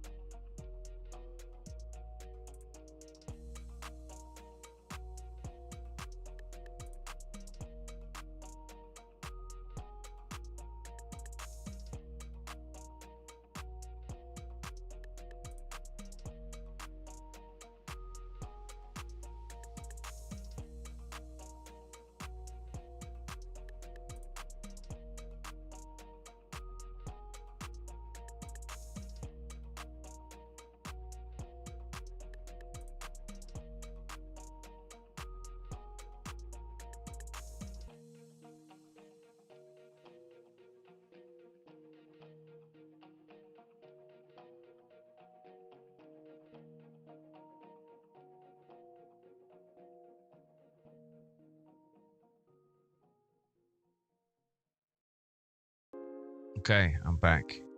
Back online with the vocals, with the audio, with the vocalness. All right, so just so if you weren't following along, what I was typing here while I was on that meeting, so I've got about an hour left now before I've got to move. Got an hour left before I have to move. I think we should make some great progress on this. We'll get 99% there. We'll just be kind of tweaking after that. So, I want to create a progress bar, and I want the progress bar to go like that. You see that? As we're loading scat one, we're indexing, right? And I know it's only been a few days, but I can't remember. We built this indexing system last Wednesday, so a week ago. We built it a week ago, and it's already vanished from my mind in this particular detail. Now, without going looking at the code, is when we're doing the scanning, if we obviously know how big the file size is, we know how much we have scanned indexes index-wise. We're not reading in the entire entry, but we know how much we have scanned. We know how much there is to scan. We should be able to create an accurate progress bar, but it means adding some additional things like a stream. So every index we're going to need to be able to send an event or a tick or a count up a stream. Probably easier is just to send like a struct because it takes no memory. So it's just an empty struct up a stream, and then we'll use that to tick the progress bar. So a good way to do this would be knowing obviously how big the file is, how much we've indexed, how much is left to index, and then for every time we complete an index, we would then send an empty struct up a channel, and then have that loading screen capture that and tick the progress bar forward. So if we know the total, we know how much we've done, we can easily calculate that out to 100% and then create a progress bar that goes from 0 to 100% as we index. So it'll not, we've got the spinner in there, but spinners are great, but they're indeterminate and you have no idea how long you've got left. This progress bar going with the percentage underneath or next to it. Do it next to it for right now. Do it next to it for right now. We'll design it a little bit later, but let's just get the mechanics in place first. So what I need you to do, Claude, is look at the code for the indexing and then figure out how we are going to cleanly implement this new status channel that simply just is a tick, right? It's just going to tick the progress bar, but we need to know when to tick and, as we're going through the index. Look at the design for that, bringing that in, and then implementing a progress bar using Charm's available components. We might need to do some research on that, actually. No. Hang on, we don't need to do that. Let me come off of the... Oh, no.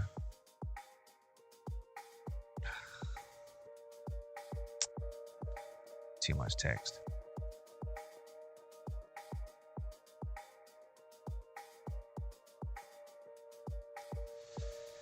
Well, we'll see. I got the majority of it in there. I didn't want to have to go and say it all again.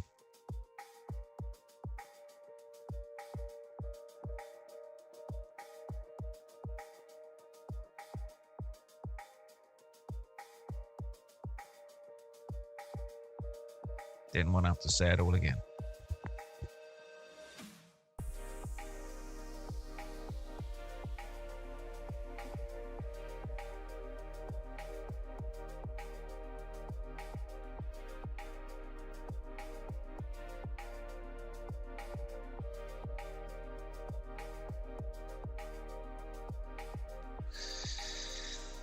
Okay, now we did already put progress bars in vacuum. I'm using that in the when you're rendering out in the number of violations. You've got rule violations. You can see the top count in there. So I've already done it, and I put a really nice gradient on there. Something you can do with Charms lib is gradients, color gradients, really nice. That's lip gloss.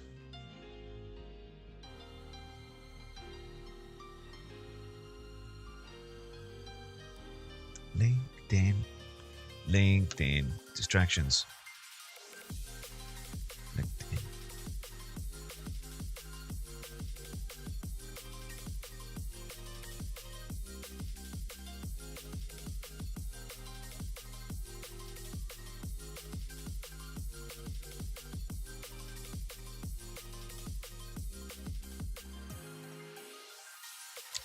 Honestly, I find this planning mode, jumping into planning mode when you're thinking about something versus just vibing in line. When you start vibing, like, oh, let's just change this or add this or do this or, revert that, and you're not thinking it through as part of a plan, you get some sloppy results. Slop. AI slop is it's the place to go. Like if you want to catch a disease, go and spend some time in near any kind of children's school. My kids come home with a new virus, a new disease every week, and I spend half my time running a low-grade fever. Not so much with my older child, but my younger child. Yeah, disease like a walk-in petri dish. Disease factory. Doesn't matter how many times I wash my hands.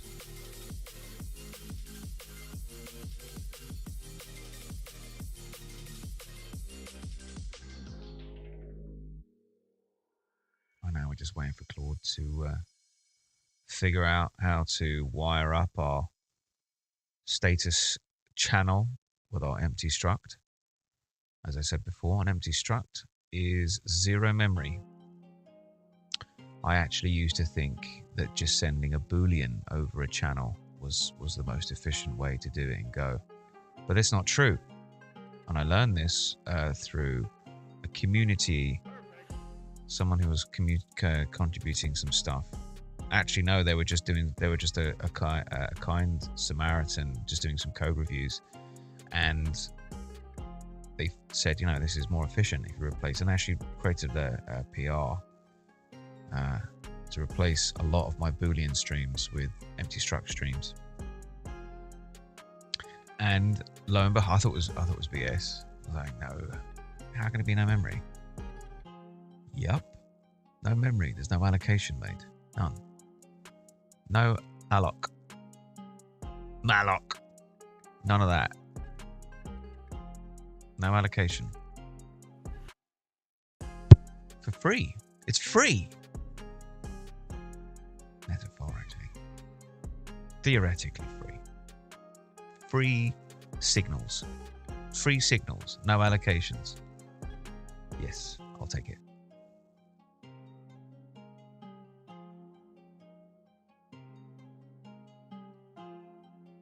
Come on, Claude. Thank you, my buddy boy. Right, buddy thing. Sorry, buddy it. I mean, you got a boy's name, but you're not a boy. HAR files don't declare total entry count up front. Yeah, this is it. Bytes based. This is what I was looking for. This is what I'm looking for. Yes. Yes, we've already got it. Yes. Add index progress channel. Yes. Send updates every 100. No. No. Hang on. Okay. This is what I was talking about earlier. The 100 entries is to stop the stream overload, because if you're streaming that amount and you're trying to re-render that much that quickly, it's re-rendering faster than 24 frames a second. So we can't even see it to begin with. And that's where you get flicker. So this is effectively a debounce. It's a hardwired debounce. The TUI listens.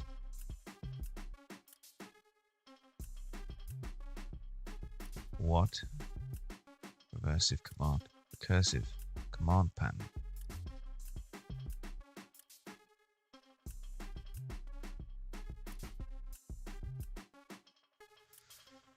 ask some questions. Can you talk a little bit more about what you mean with the recursive command pattern? I'm not entirely sure what you're referring to there. Also, why is the view as for static display simpler than animation? Can you talk to me about that? And also, where did you come up with the 100 entries in parse entries loop? Is that a number you just magicked up, or is that going to give us the best value for calculating large numbers? It seems like a hardwired debouncing mechanism to me, but you tell me what your plan is.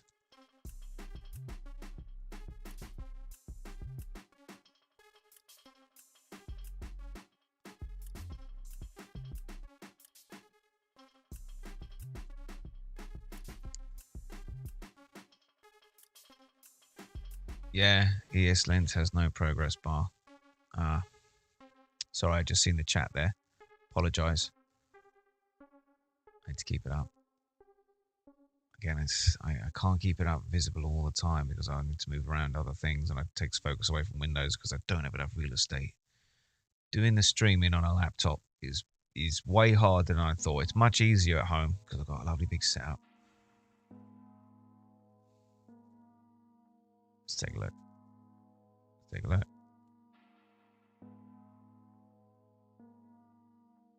Let's see what it says. Recursive command pattern.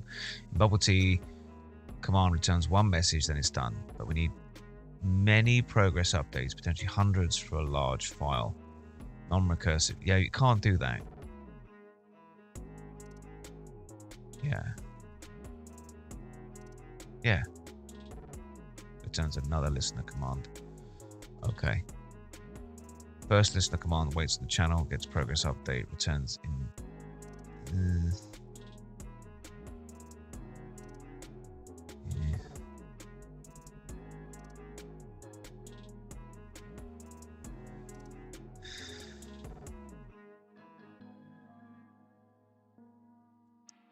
I'm a little concerned about this, to be honest. I don't know how the API works off the top of my head without looking at the code. This feels a bit dangerous. But I have seen this pattern before, but it still feels dangerous. And this makes sense. First is the command on the channel, gets progress update, returns equals progress message to update. Update and handles a message, returns a new listener command. Christ. This seems freaking dangerous.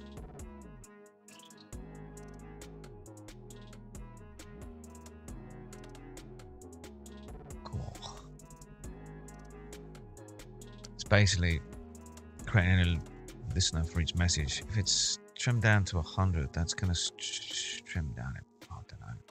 This feels dangerous to me. This could get out of hand very quickly. View as versus animation. Why is it simpler? With animation, you set percent, triggers an animation. Oh, I see. Okay, but yeah, the reason why we're not going to do that because it adds additional rendering into the loop. I'm just going to set it no commands, no animation.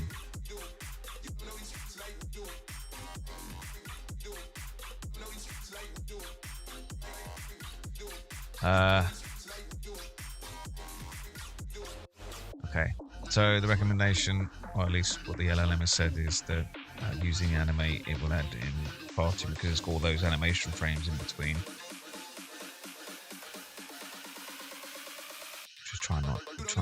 I don't want to over-engineer this for something that is barely going to be visible 99% of the time. But when it is visible, when you do load up a 5 gig file and it's going to take 10 seconds to scan, you want to know what's going on. But for the 200, 300 meg ones, which is average, that's big, to be honest. It's going to be instant. It will just be instant. You won't see it.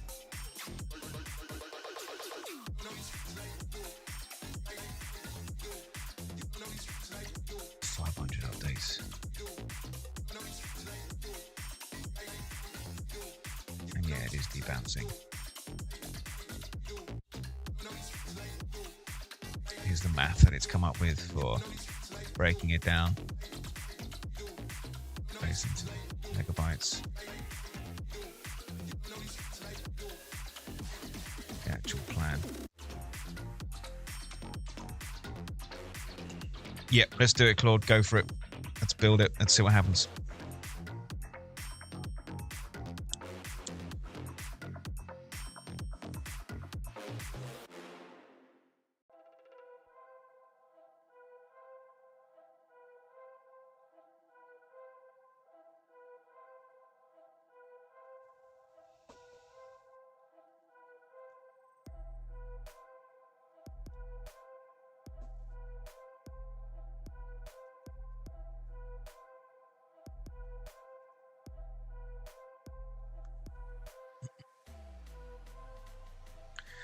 Yes, auto accept edits. Let's go.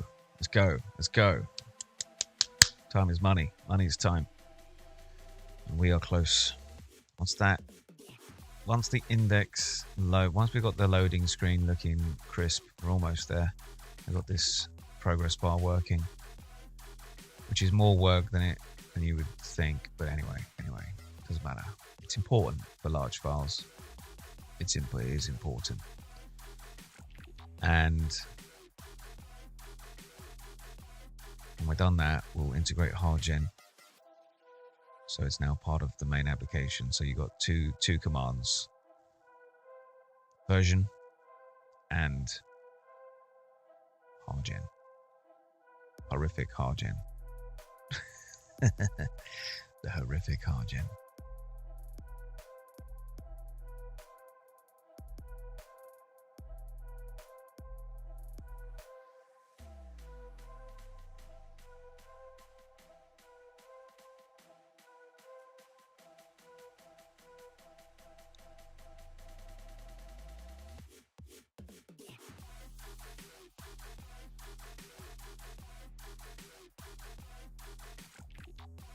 See a lot of people moving around in front of the room, and they keep staring at me as they walk past.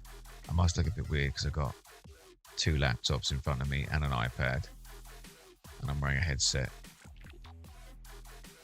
People keep looking at me like, what is he doing in there? What is he doing in there? What are you doing, mate? I'm like, I know, I look like I'm playing. I'm not playing video games. Not. Although this is kind of a...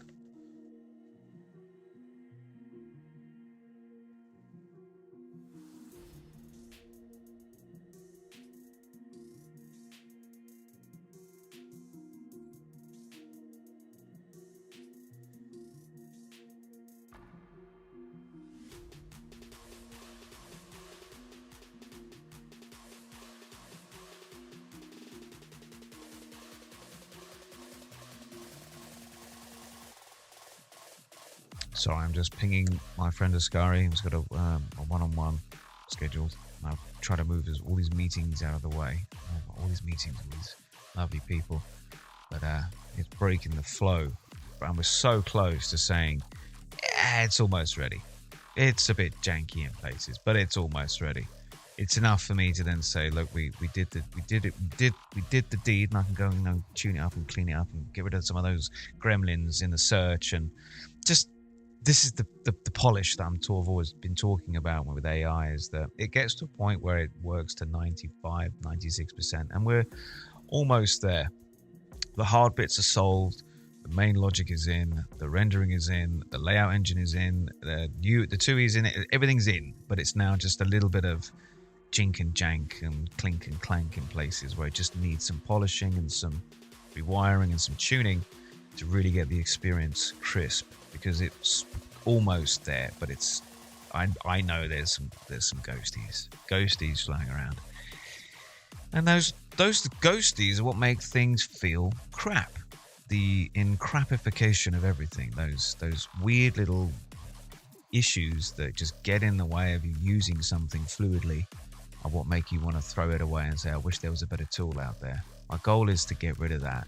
Haven't achieved it fully. Yes, that's like nirvana, is no jank. Like the keys just they're so simple, and you can get in and do your thing, and then you can get out. think that's what a lot of people lose focus on with designing software, is the software is supposed to get out of your way. It's supposed to lift one piece of the process away, and you don't have to worry about it. It's automation. And nobody lives to use your software. Nobody's like, oh, I can't wait to boot up that software. No, I can't wait to solve a problem or get a thing done, and this piece of software helps me. I think people think, oh yeah, people will just stay spending all day long in my software because they want to. No, it's because they have to. So make it pleasant for them. Make it a place they want to spend time. Or at least when they're there, they're not like, oh, I hate it in here. We've all got tools like that. It's like, yeah, it's great, but man, do I hate the way it does that thing. And a great example of this is when I was looking at Tower earlier, and it was freezing because we got a massive HAR file in there. It's massive. And you can't read it fast enough, because it hasn't designed an indexing engine properly. It's not supposed to. We're trying to literally read the file into memory, which is reading the file into memory. And that's what we can't do. And that's one of the benefits of all of this. Question on the chat. What is my approach for uncrapification, as you called it? Yeah, the approach for uncrapification, or it's the other swear word. I'm not going to swear, just simply because I don't want to get in trouble. I don't want my streams to be banned and removed from the internet before they even had a chance to grow. But it's the handle that doesn't twist all the way in the way that you want it to, or it doesn't have satisfying haptic feedback that tells you where each notch is. Sometimes you pick up or you grab a knob or a dial and you twist it, and it feels heavy and it feels deliberate when you move between ticks on the scale. So if you're ticking, between, let's say, 1 and 10 on a volume knob, and you feel that the knob is heavy and it smoothly glides between clicks. That experience there, that haptic feedback, the weight of the knob, it's a knob. It's a dial. You can get the same effect with a cheap piece of plastic, but it adds so much feel, and it adds so much to the experience of using the tool. It feels heavy, it looks heavy, it feels engineered well. If it's been detail and thought been put into the bearings that make that smooth glide, the tick that sticks just enough to feel without becoming, requiring too much pressure to move past it. All of the mechanics of grabbing onto the tick and allowing just enough friction to move past, all of these things apply to software. And having it so, for example, we're doing the live search, and there's a debounce on there of like 20 or 30 milliseconds. I noticed that when I was using that debounce, it felt a little bit slow. Even that 20 millisecond delay in the debounce makes it feel a bit sticky. And it's not fluid. It's like I'm typing, I want it to instant. And before we had an even bigger timeout. We had like a 500 millisecond debounce timeout. And that made it feel broken. It's not broken. It was just, these are artificial delays that we put in between you typing a bunch of keys and then firing the event, versus every key press firing that event right there and then. And if you've built an engine that can run fast enough, it can keep up with those RPMs, then it just feels fluid. All right. It says here, ladies and gentlemen, that we've got our progress stream. It's built here. What was implemented, and it should look like this. Ooh.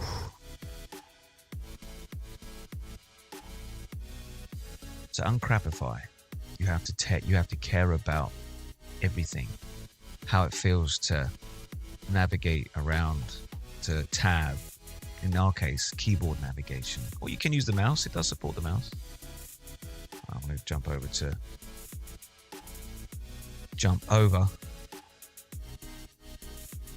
Let's run this.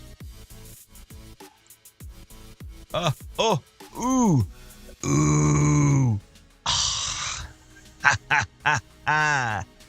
Look at that, ladies and gentlemen.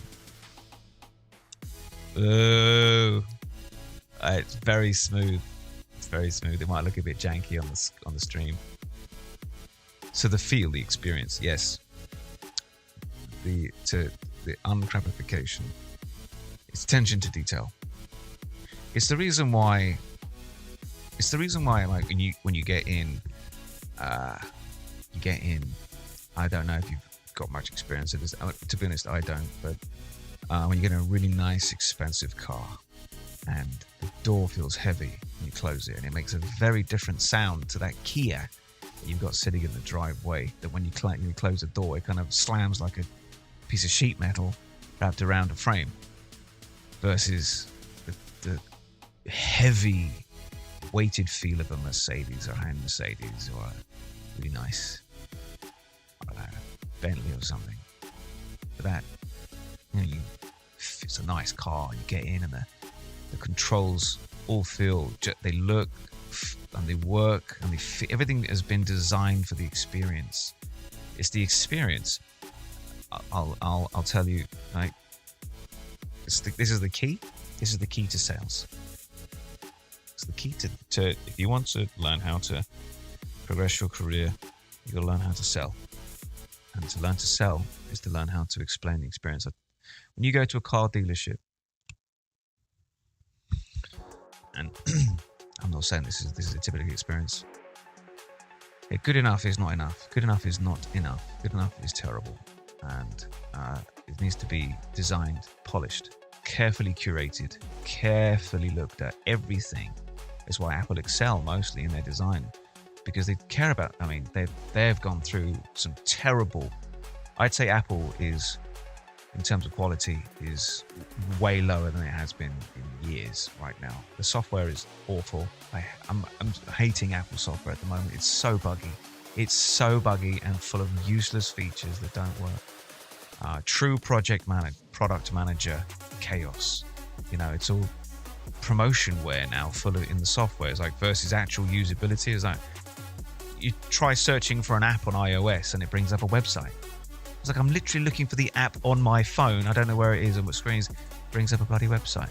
Who cares? Anyway, I'm not going to rant. Maybe I'm going to rant, but not right now. Encrapification is failing to care about the experience. And back to my car dealership metaphor. Walk into a car dealership, they don't start telling you, oh, well, it's got these brake pads on it and these calipers, and it's got this brand of piston, or this, excuse me, what's on my lip. Got this, he might tell you some of the displacement of the engine or the torque or the horsepower and things like that, but they're not going to go into the details and the nitty-gritty of the wiring system or things like that. And you're like, look at the clever mechanics I've got. It's like, look at this control system for the engine, and the lights run off of this 48-volt system, and blah blah blah blah blah. And that's not how you sell to somebody. A good example is, if I not how to sell it. Did you ever see the film Wolf of Wall Street? It's an old one, but a good one. And there's that scene, "Sell with this pen," and it describes it perfectly. Somebody says, "Sell with this pen." What was it? Jordan Belfort. Right? Sell with this pen. You go, well, it's a lovely pen. It can write upside down, and it's got lovely blue ink. And it's like, just get out of here. You missed the point completely. That's not how you sell. And in the movie, they use I can't remember the name, the actor now, John something. Anyway, and Leo says, "Sell me this pen," and he says, "Hey, can you do me a favor and write your name down on that piece of paper?" And Leo says, "I don't have a pen." That's it right there. It's creating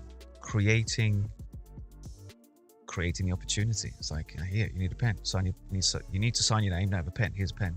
It's, what do you need? What do you want? What do you want to do? You want to write? What kind of stuff do you want to write? Do you want to write notes? Do you want to write love letters? Do you want to write cards? Do you want to write contracts? Do you want the pen to show off status, or do you want it to be functional? Do you want that pen to be a fountain pen, or do you want it to be a ballpoint pen? Do you want the ink to be changeable, like black, or do you only want a certain type of ink? Do you want that ink to be refillable by cartridges, or do you want it to come through something like a pot? And then say, this is the pen you want. It has everything you're looking for. It's like, oh, great, I love it. Give it to me. You ask questions, you gather requirements, and then you provide the solution. Software 101. And that's what I mean by attention to detail. What kind of pen do you want? Has it got to be heavy? Has it got to be metallic? Do you want plastic in it? What about the nib? Tell me about the nib. Can it be a rollerball, a gel pen? Do you want ink? Do you want fountain pen? What kind of fountain pen ink do you want? Do you want your monogram on it or something? And this is why you get into these super high-end Mont Blanc type pens and beyond that. I'm not a pen guy, by the way, but what I've just described is how do you want it to work? And this is why this tool works exactly the way I want it to work. It does everything I want in the way I want it to work, and it's functional, it's fast, it's productive, and it looks good. And it does one thing perfectly. Well, not yet, not perfectly yet. It's still not perfect. It's not perfect. It's still got some just terrible bugs in it, but it's 95% there. 95% of what I want. I'd say 96 actually. That loading screen. Let's go look at that again. Ugh, this makes me happy. Oh, I love it. Look at that. Yay! Great. That's real, by the way. That's not fake. It's not fake. That's actually as it's scanning and indexing. That is real, and that makes me happy because it works exactly the way I want it to. It does exactly what I want, and we're in a good place. AI has got me to this, but it's got me the 96, 97% of the way. The rest is just now, sort of fiddling around.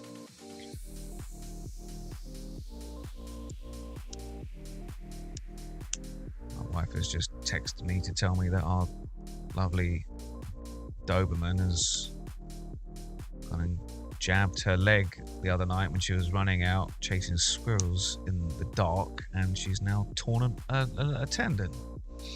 All right, question or a comment on the chat. Problem of software dev: clients don't know what they want, and engineers don't know how to ask. Yeah, exactly right. You nailed it. People don't know what they want, and the engineers don't know how to ask people what they want. That's the skill. It's sales. A good salesman will pull it out of you. A good salesman knows how to pull all of that information out of you by talking to you. And then they'll present the solution. You're like, you know what? You've read my mind. No, I didn't. I just asked you questions about what you wanted. And that's it. It's how do you do that? Part of it is psychology, learning how to talk to people, learning how to listen, more importantly. Listen. I know I'm not doing much of that right now. I'm doing all the talking, but that's the point, right? You're not here. If I was listening, I am listening to your chats. I am listening, but the key to sales is listening. The key to becoming a senior engineer is listening. The key to becoming an executive engineer is listening.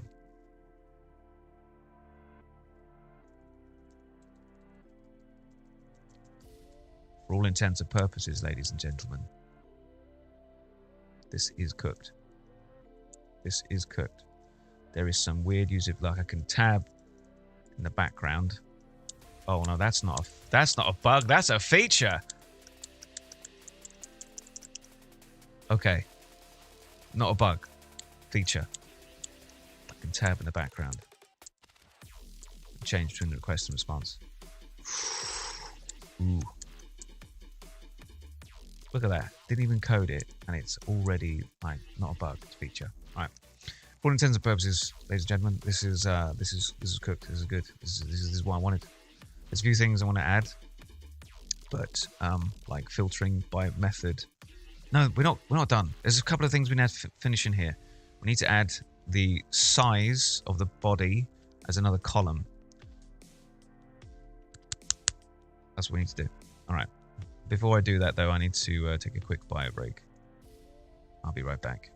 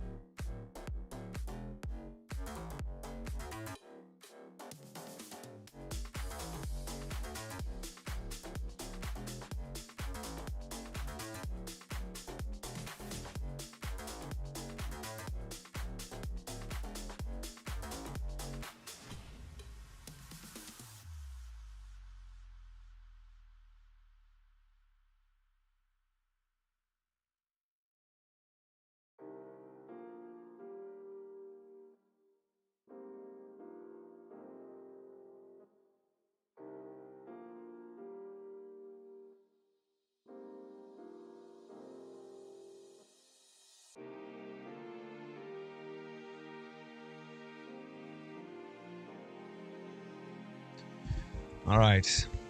Okay. Excuse me. So a couple of things that we need to do to bring this to a nice tidy bow. We need to do a code review, or at least we run the code review agent on all of this. I want to feed this through Codex again in a bit and let it clean up some of the stuff that we've missed. I say we, the LLM has missed. Any kind of weird glitchiness. And then we need to add the size column. We're not going to worry about the waterfall today. It's too much work. I don't want to get distracted. And bringing this to a nice round point, we can add that in as a feature for 0.2 when we get back to working on this. And then there is something else I do want to add. I want to add a method filter, and it's not going to be controlled be slightly different. It's not going to be controlled by this filters key. Like if I come up here and I hit F and I've got my file type filters, it's not a file type filter. So it doesn't apply to this view. I don't want to mix them up. Just don't sort out that jump. It's just another glitch. I'll clean up all of this stuff tomorrow, most likely. Cleans just little bits like that, you know. They take a while to just tune up and go a lot faster. Kind of not doing the, because there's not hard thinking. There's no all the hard thinking, all the hard work, all of the core logic of the application is built. The rest is just polish. And then if I was at home, in my happy space, I would probably do it on stream, but I'm not going to do it in the office. It's too hard. I'm going to have to move shortly anyway. I'm about to lose my point. So before I lose, and I'm probably going to end the stream at that point. No, we've still got hours left. I'll go and find somewhere else and try and set up and do another couple of hours. But it takes a while to just move all this stuff around. It takes about 25 minutes to get it set up. I'll do my best, folks. I'll do my best. I'll see if I can make it work. But in the meantime, while we do have some time left, let's run the code reviewer agent. Claude, this looks good. It's looking great. In fact, you nailed it. I'm really happy with the progress bar. You did a great job, and it works as required. Please, can you run the performance-code-reviewer agent to make sure that we haven't created a bit of a mess?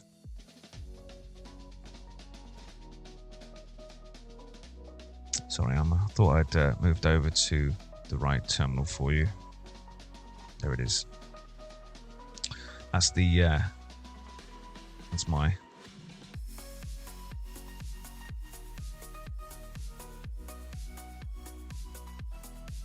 yes, I will have a good day. I'm going, I've probably got another 10 minutes left here before I've got to pack up and move. I will try and get the stream going again once I've found a new spot. But everywhere is packed today in here. It's a very busy day. It's middle of the week. Everyone's in the office. And all the meeting rooms are full up with people going, business, business, business, business, business. Mostly, there's one person in the room going, business, business, business. And everyone else is looking at their phone or looking at Slack or Amazon buying. Or, I don't know, hair products. Or swimming inflatables. Or hats. Nice hats. Can't go wrong with a nice hat. I wear hats because I'm ashamed of my hairline. I'm going to get a hair transplant. I will. Time is a cruel, cruel beast. It robs us of some of the things that we hold dear, like our hair and other things. It's robbing me of mine. Well, it was. Some secret weapons against that now. Anyway, letting Claude do a nice code review here of our code reviewer agent, looking for dry violations, looking for stupid comments, looking for performance issues, memory gobbling, looking for silly mistakes that LLMs love to do, magic numbers, all the good ones.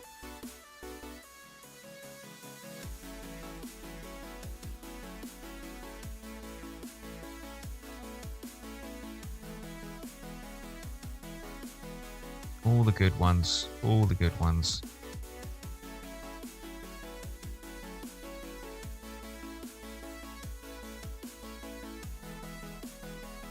What have we come up with, Claude? Who cares about hair?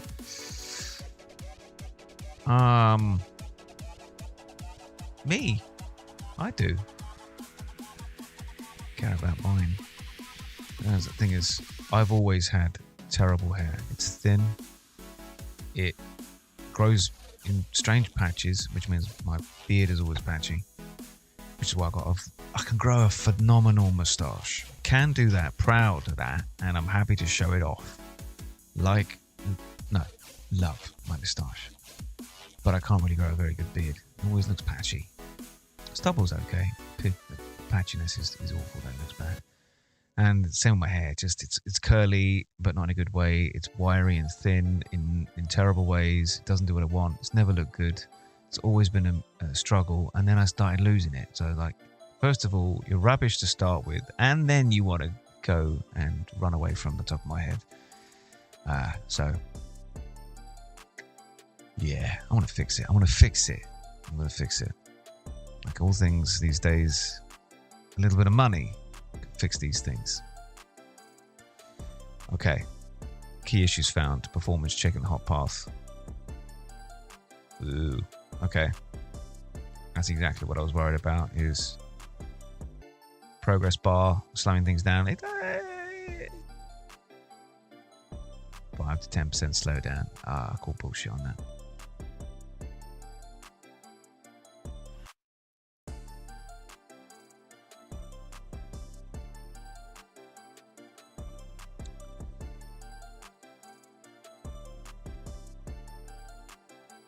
Yeah, that recursive pattern, it is unusual. I see why it's done it. And this is actually some of the things, to be honest, that surprise me sometimes with LLMs, is it does things like this, because it's not wrong. It's not wrong to do what it's done here because of the way that the bubble tea event handling system works. But it is unusual. I like unusual. That's how I engineer. I do things unusual because I never went to school for this. I learned it all backwards. I learned it all the hard way around. The wrong way around, backwards. And I do things unusually. I do things that are strange, but they work, and they work well, and they create the desired outcome. So yeah, why not? Let's go for it. Strange is good. Yes, apply it. Yeah, go for it. Go for it, Claude. Apply those critical fixes.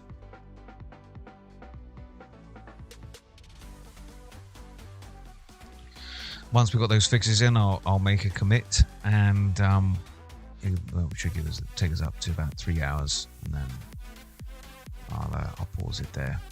This has been great. We have built a tool, a valuable tool that somebody will find value in at some point. I know we need it internally, and currently the team is using Chrome for it, and Chrome doesn't do well with big files at all, so solve that problem. But then this allows the rest of all the other tools out there to bring this capability in, particularly Princess Boost stuff. So we can. I was actually talking to my friend Francois this morning, or was it yesterday?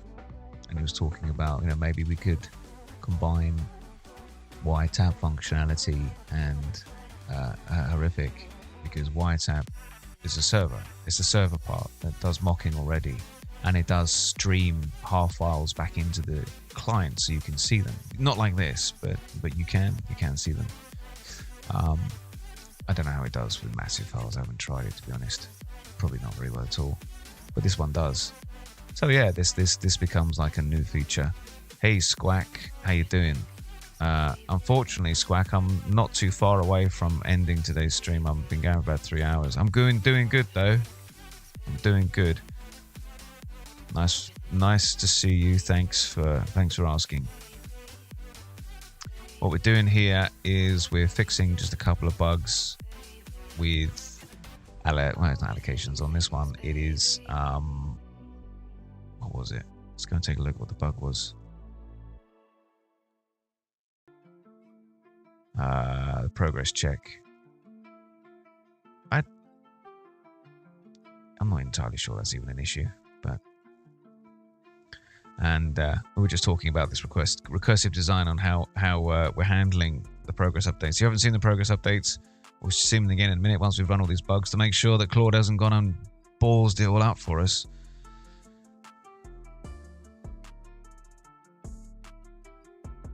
We're very close. Very close.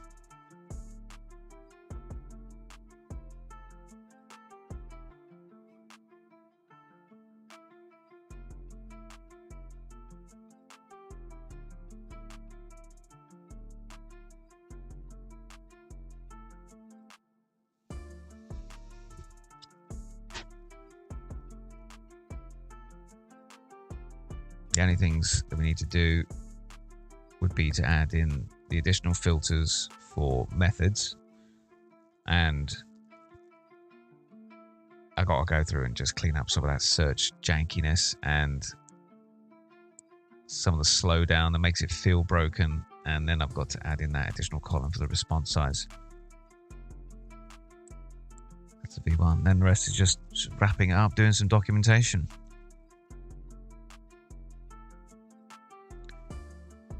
Tomorrow I'm not going to be able to do any streaming because there's actually a whole bunch of stuff I'm presenting on a couple of meetings, and I've got to build some slides, and I've got to build another hack tonight. I'm halfway through it, but I've got a side hack going on. I've got a side hack, visual hack. I'll show you again if you don't remember what it is. All right, so Claude has said it's fixed our performance issues. We're outside the hot path on check-in state. I'm still not convinced that's even an issue. It's saying that there's a repeated nil check-in condition. I'm not even sure that's... I don't think that has that then. You follow me on YouTube now. Thank you for following me. So you should be able to catch all of that. I broadcast. Yeah, I'm going to add in a couple more platforms as well once I get back, and I'll add some clips. I've been recording all this stuff. I add some clips onto Twitch so you can some of the stuff that we've been doing over the last 5 days, and then moving forward, I'll be streaming in the mornings my time, which will be in the afternoon and evening for Europe, and very early on the West Coast I'll be streaming builds from the rest of Princess Beef. We'll be moving between projects. A lot of the stuff on the Doctor, which is the main build that I'm working on, and then in a few weeks I'm going to start working on something completely different outside of APIs and HTTP and consoles and all that. So it's going to be completely different, something completely different and lots of fun. I say a few weeks, you've got to give me some time. I've got some learning to do before we start building. I've got to read a lot before we build. I'm not going in blind. I don't do the vibe thing. I don't really like. I do the vibe thing, but only on throwaway code.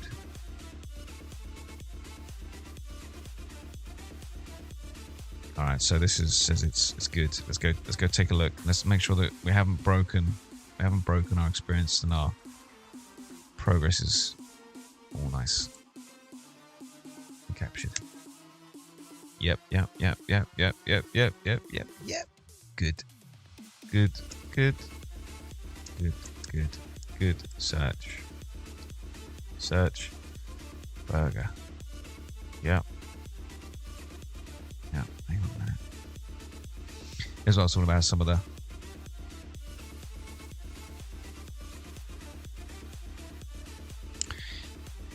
Yeah, so the question is from Squack. Can you tell me when the live show starts? Is it said like that? Yeah,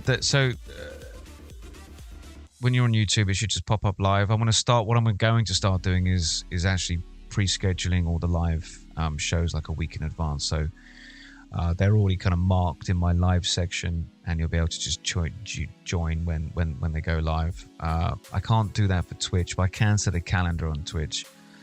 So one of the things I'm going to be doing is getting it scheduled together. So not only will you see it pop up on YouTube, if you're on YouTube, it will pop up, that I'm live. But second, there'll be a schedule that you can actually, with a calendar and all that kind of stuff. I haven't got there yet. I haven't got that far ahead yet. I just don't have the time, but I will put some time into it next week. So you can stay up to date and follow me. It'll be a few hours, good few hours every day in the mornings. Most days. Unless I've got like a doctor's appointment or something like that. And on the weekend, I'm going to try and do at least streaming on one day of the weekend. At least 3 hours, 4 hours. But this is all working. The search is a bit crazy, because if I keep hitting enter on this same search, it jumps around a couple of times. If I do this, like burger, and then hit it again. Oh. It's jumping around.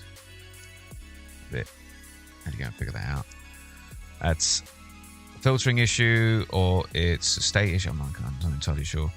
I'm entirely sure. It's not a search engine issue. It's some kind of state rendering engine issue. But again, there's something I don't want to debug on the stream because it's a bit fiddly and it'd be a bit boring. Plus, I'm out of time. So, before we go, let's go to Tower.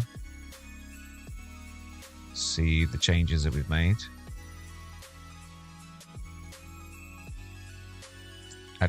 We added a progress bar to the loading screen.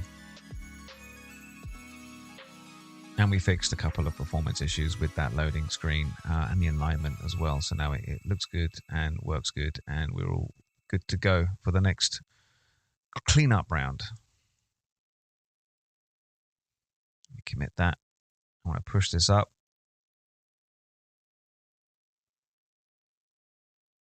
There's two things. There's one thing that we didn't get to. There's one thing that we did not get to. And that is, there's two things. First thing is, there's another column we need to add, which is, we've got the duration of the request and response, but we don't have the size, the payload size of the response. That's really important to know when you're trying to scan.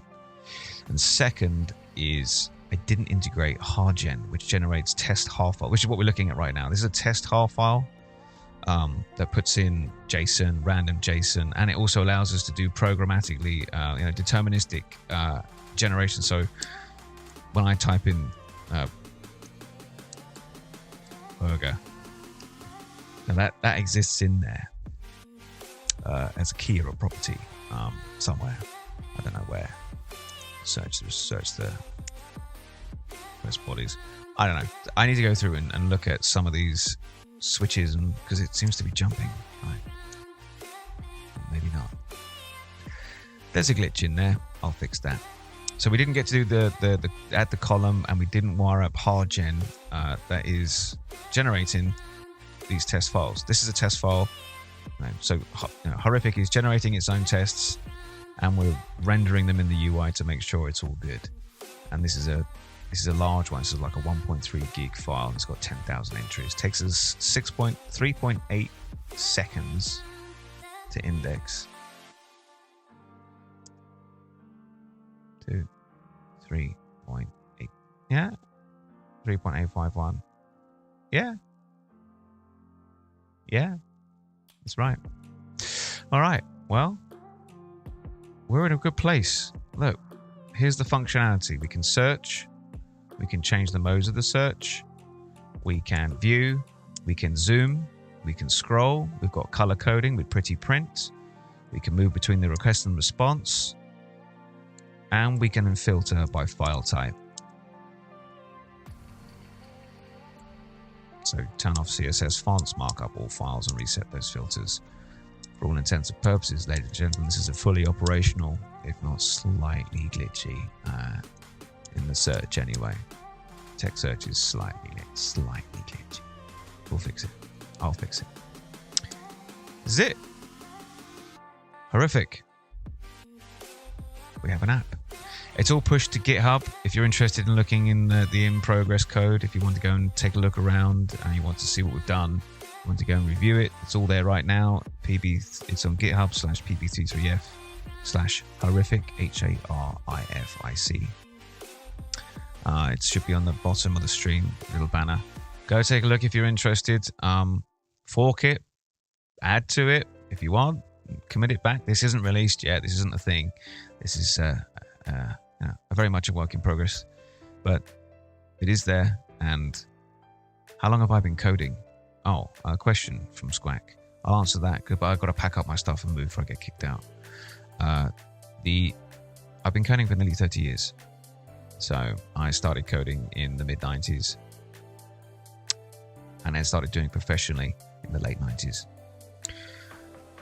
Learning in the early 90s, just reading on the internet, started doing it and started getting paid for it. Around 1998-ish, give or take. So yeah, doing it quite a long time. Seen a lot, been through a lot, learned a lot, know a lot. Still don't know a lot. There's more I don't know than more I know than I do know, if that makes sense. So that's why I might make this look a little easier than it is. It's only because I can actually build it myself, but it's slow and boring sometimes. It's like painting the same picture and over again just by using different brushes rather than painting new pictures. So I know how to do this, and that's why I'm using the LLM, because I know how to instruct it. I know what I want. I know what the APIs are. I know the quirks. I know how to debug it. But only because I've done it before. I don't think this would be as easy for somebody who doesn't have the experience that I do. So if I do make it look easy, it's not because it is easy. It's because I've spent years banging my head against a brick wall. Walls like this behind me, like this, banging my head against them.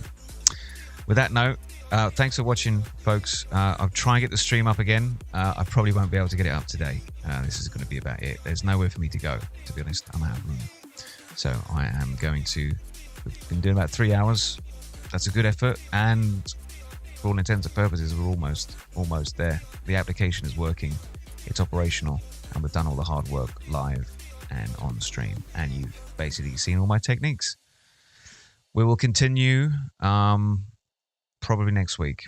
So Wednesday is the day today. We're back online Monday or Tuesday for a few hours. And we'll be back coding the Doctor most likely in the morning. Thanks for watching, everyone. As always, it's been a pleasure. Until next time.